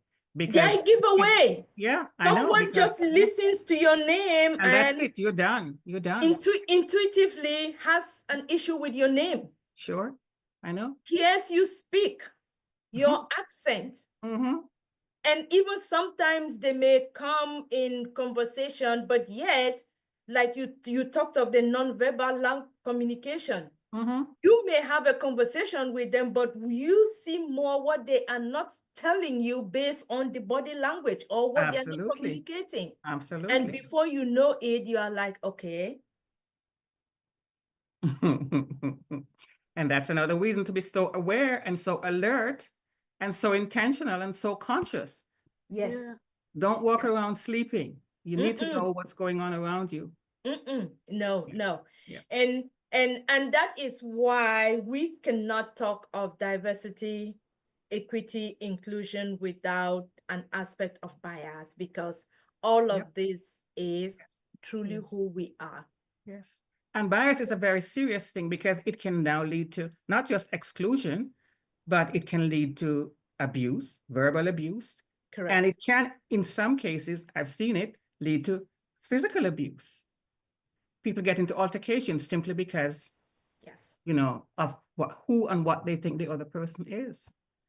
Again, which comes back to your assumptions. Yep. Of what you know, who you are. What are you saying, Dr. Patience? I hear you there. No, I'm telling you, you and Sister Kanla talked about the cultural names. I see a lot of people now, they have changed their name to assimilate. Yes, they have. And you send your resume, they call you for an interview. Okay. And you get there. Based on your review, and you get there, like, your face or your appearance doesn't fit the name. Because now you're trying to assimilate, you change your name. Yeah. Right? I know a lot of people that have changed their name. Yes, they have. From different culture. I don't want to call it, I don't want to stereotype anything. Yeah. And you go in there, they call you for interview because they say John Smith on your curriculum vitae. Sarah. Laura. They look at your resume, they see you have the qualification and you have the name. They got in, they call you for interview, you go and they're like, this is not the person we were expecting. So these biases, with this presentation, I want to thank the Dream Team coordinators for bringing up this presentation, okay, really to help us. We don't want to be in that position that we need to hire somebody. And if you come to that position now, you will think about this topic. So, okay, keep my biases out. Let me intentionally and consciously look at this person for who they are. Exactly. For what I think they are. Yeah. And for me, that's the education we're getting here. Absolutely. And that's how it should have been in the first place, sister. We should all just be fair-minded. But of course, we're not. We're not, as that's the opening remark from Queen Kanla. Every one of us have those biases of different nature, but don't use them to harm other people because they're our issues. We must live consciously and intentionally and watch them because we all have them to one extent or the other, right? My name is Yvonne Finn and my daughter's name is Megan Finn, and people are always expecting somebody else when we show up because it's a nice little Irish name or French name or whatever. It doesn't say anything. It's not a cultural name. It's not. Yvonne Finn, you don't expect to see this 5'8" Black woman. And same thing with my daughter. She's 6 foot and she's Megan Finn. They're expecting a little Irish girl. She's not, right? And a lot of names are like that. It's not necessarily, it's the flip side. What you're saying, some cultural names, they give where you are from away. And right away, you're just not going to get it at all. But then the other way is true too, when they can't define what the name is, and then you show up and then they don't know where to put you, right? It's just not supposed to happen like that. It's fairness, DEI, whatever, right? Right, Queen Kanla? Yep. Yep. Exactly. And Dr. Benny repeated a question which I had on the slide. Where did these biases come from? Okay, where is it? Yes. Oh, and let okay. let us reflect on that because it's going to be what we will attempt to answer in our next session. Okay. Because we will discuss more so we can better understand how these biases come about. And But I know we mentioned already is yes, your brain, your mindset from your background, how you were born, where you were born. But that's not all. No, it's not. And Queen Aisha has a comment. She says, lack of exposure and understanding, limited interaction with people from diverse backgrounds can lead to misconceptions and biases. Of course. Of course. If you just stick to your own, there you go with the affinity again. If you just stick to your own little group and you never interact with other people, of course, lack of exposure and understanding, limited interaction with people from diverse backgrounds can lead to misconceptions and biases. We know that's true. We know that's true. It's us against them, right? And they do this and they are that. You don't know until you meet the person and you speak with them, right? You can't tell. So yeah, thank you, Queen Aisha, for that. Thank you. Queen Kamla, yes, I first of all want to thank you for this topic. It is happening all over the globe. It is. When it comes to this bias, especially at the workplace. I have seen it. It happens every day. But sometimes we just have to be strong. Take it easy. They say, oh, you have an accent. Where you coming from? Oh, I used to get upset. But then I turn around and say, hey, you have an accent too. Where you coming from? See, where you coming from? So this is how I behave. So they can't play with me anymore. You know that, right? Well, another, it comes about gender, age-wise, and then when it comes to your size as well, when you go to an interview, they will not give it to you. It is not really fair, but what can we do? That is why 90% of most of our ladies from Africa, they go to nursing school. Because if you want to work somewhere, well, let me say where I work, it is very difficult for a lot of us to get an opportunity, especially when it comes to our names and the accent that we have. But I sometimes, I know I'm not supposed to be angry.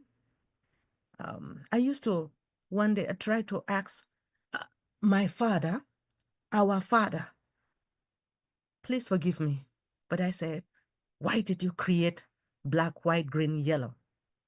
I asked him, or even though some people say don't ask, but it is stated that you can ask him. I don't see him, but I ask because the discrimination is unbearable. All right. But what can we do? Anyway, I'll take it easy. Benny, don't get me started. Don't get me started. But it's all good. You know, if you know yourself as a child of God, you know your foundation, you know, and as you said, Queen Benny, I had to come quickly to that resolution, not to be angry. Okay. And one situation I told them, I said the same thing I said, we all have an accent. An accent is how we intonate. We all have different intonation from different upbringing, from different environment, from different exposure, from different languages. Some of us speak multiple languages, right? So our intonation will be different. Therefore, if you were brought up with the French language, the way you pronounce the English thing will have some of the French, let me call it accent for a better word, intonation behind it. So you know what I told them? I said, if I can understand you, can understand me. I said, you know what God did for us? He gave us 2 years. We can learn. If you engage the 2 years, trust me, you understand me. And one of my boss always reminded me of that statement. So patient, you know, when you said that, when I reflected, and we now talk to each other and we don't say pardon 20 times. Because it was like pardon, pardon, pardon. I said, you're not paying attention. I said, there are 2 things. Either the subject matter is above your head. Just tell me to slow down, because you know when you get excited in your subject matter, you speak fast. I said, Americans also speak fast. Just tell me slow down. That will slow down and break it down for you. If you cannot understand the subject matter, don't start talking about my accent. Just ask or slow down. I said, I would rather you say pardon me. And then when I said that, we both started understanding each other. I said, why don't I understand you? You have a different accent from me because I make that effort to listen to what you are saying. Just tell me slow down if I'm fast. If the subject matter is above your head, I'm willing give you an introduction, a one-on-one on it. So since we are cross-functional partners, we can work together. And trust me, that has worked for me. It wasn't in a bashful way or trying to fight, but in a way that we need to communicate. Because effective communication is to try to understand each other. There you go. Yeah. We are going to be diverse. We're going to be different. And God made that so it is not boring. Or else one boring to monotone kind of communication. Absolutely. After I said that, a lot of the people have started calming down. I'm not hearing a lot of the pardon. It used to be funny because we'll go to this is a topic that we laugh about serious. It's very serious. No, I mean it's serious. It's serious. We go to well, if you're in the pharmaceutical industry, to have any drugs or any assay or anything like that approved, it has to go through the Food and Drug Administration. We call it FDA. So sometimes you have to go defend yourself, or not defend, maybe have a communication with them. I used to remember, they would tell me, okay, patients, you'll be in the room as a silent attendee. Like, okay, no wahala, I'm going to be here as a silent attendee. And the Food and Drug Administration in my field, they have a lot of people from a particular place and background. Trust me, I'm not going to be calling, as I said. And they have the particular way they speak. And I'm like, you can hear them, you cannot hear me. That's not okay. That's not a problem. And when they ask questions 2 or 3 times, the person that's supposed to be my mouthpiece could not answer. And I'll be trying to write it down. Now imagine me writing fast. I cannot even read my own handwriting. Okay, I cannot read my own handwriting. And you're trying to read what I've written. And one of my bosses said, this is nonsense. Patient, can you just speak, say what you're doing? I laugh, but that has happened so many times. I'm sure. That they said, but she did the work, why can't she present? I have cousins, brothers that have faced the same thing. Senior partners in businesses, when they go to a business venture, they'll say, okay, give us a slide, we'll present it because of your accent. Okay, you give, they present. When the question and discussion come, any question you turn and ask Dr. so and so, can you answer? I don't want to Then he's the one answering the question. And the business partner is like, can he just take over? It looks like that is his work. So this unconscious bias is real. Yes, it is. Let's educate ourselves and not be people that perpetuate that, okay? Because we could do that without realizing as well. So absolutely. Thank you, Queen Kanla, for the education today. None of us are immune Dr. from it. And everybody for the discussion. Yeah. All right. If we don't have anything, do we have anything else? Or yes, Queen Aisha has one more thing. Mind-blowing presentation, Sister Kanla. She says, thank you for bringing to ourselves a reminder of how to be conscious of our decision while waiting. And I guess she's talking about waiting for ONPASSIVE. And then you had a comment. You said it's a magnificent presentation, Queen Kanla, and you love this topic. And so you're thanking her, of course. Thank you. Thank you so much. Before I hand it over to Queen Debbie, the reason why I am concerned with this topic or what is happening in the world with the discrimination, that is why we just need to stay put, hang in there, and just wait for our CEO. Because there are certain things that I know I can't take, but I know that if I can relax and wait for our CEO, then when I start receiving the money, I will not go back to work. Seriously. No, because I'm tired. Yes. So let us just relax and wait for our CEO to come. Amen. Thank you so much. Hand it over to our moderator, Queen Debbie. Thank you. Wow. Coming after all the comments that you've all made regarding today's presentation and the updates from yesterday, I don't think I should add anything because it would just be to negate it. So I'll just endorse what we've shared so far. And since there are no more comments, we want to appreciate those who have joined us. Queen Sister Dr. P, you want to close? Yeah, and let me just announce the meeting that you can close YouTube, sis. Yes, thank you all for joining us in YouTube and the people that are in the Zoom with us. Don't forget to attend all the sister platform and any other platform you can attend. But the sister platform that get the same mindset, which we really push for that because it's really grounding us. We have on Monday, I think Queen Miriam is doing Mindset Monday. Tuesdays and Thursdays, you have Deep Dive Globally Changing Life, two great mindset speaker. And then on Tuesday, we have our First Lady keeping us secure on the internet. And on Wednesday, we're learning about our health. Thursday, there's various things we're doing. And for the moment, Julie Pierre is taking a break. Julie is taking time to take care of her daughter. So Julie Pierre Empowering Humanity is taking a break now. When it comes back, we will know when to announce. Then Monday through Friday, 1 p.m. Eastern Daylight Time, join the Yvonne we call them the Dr. Yvonne and our Queen Sister Yvonne Finley. There's a lot of different topics. Don't forget on Thursday morning, sis, correct me time, at least it's gone now to 9 a.m. Eastern Daylight Time. That's right. Passion. Passion. There's a good topic there. And I don't know whether the financial series has ended, but please join them. I always say that if you don't have a passion, you go to that webinar, you will find a passion. And the whole culture of ONPASSIVE was for us to lend a helping hand to the underprivileged. So if you don't have anything, you don't think of anything, go there, you think about something. There's a lot even around you that you don't know. So join them on Thursday in the morning. Then I think we're back here on Friday.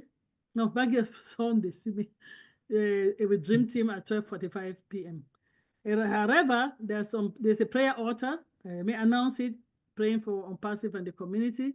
If anybody wants to join, reach out to Queen Yvonne, Queen Loretto, or myself, Queen Debbie. They will direct you how to join the prayer meeting on Friday. It is at 4 p.m. Eastern Daylight Time at the moment. Thank you all for coming, and over to you, Queen Debbie, to close the YouTube, and then I'll stop the recording. Thank you.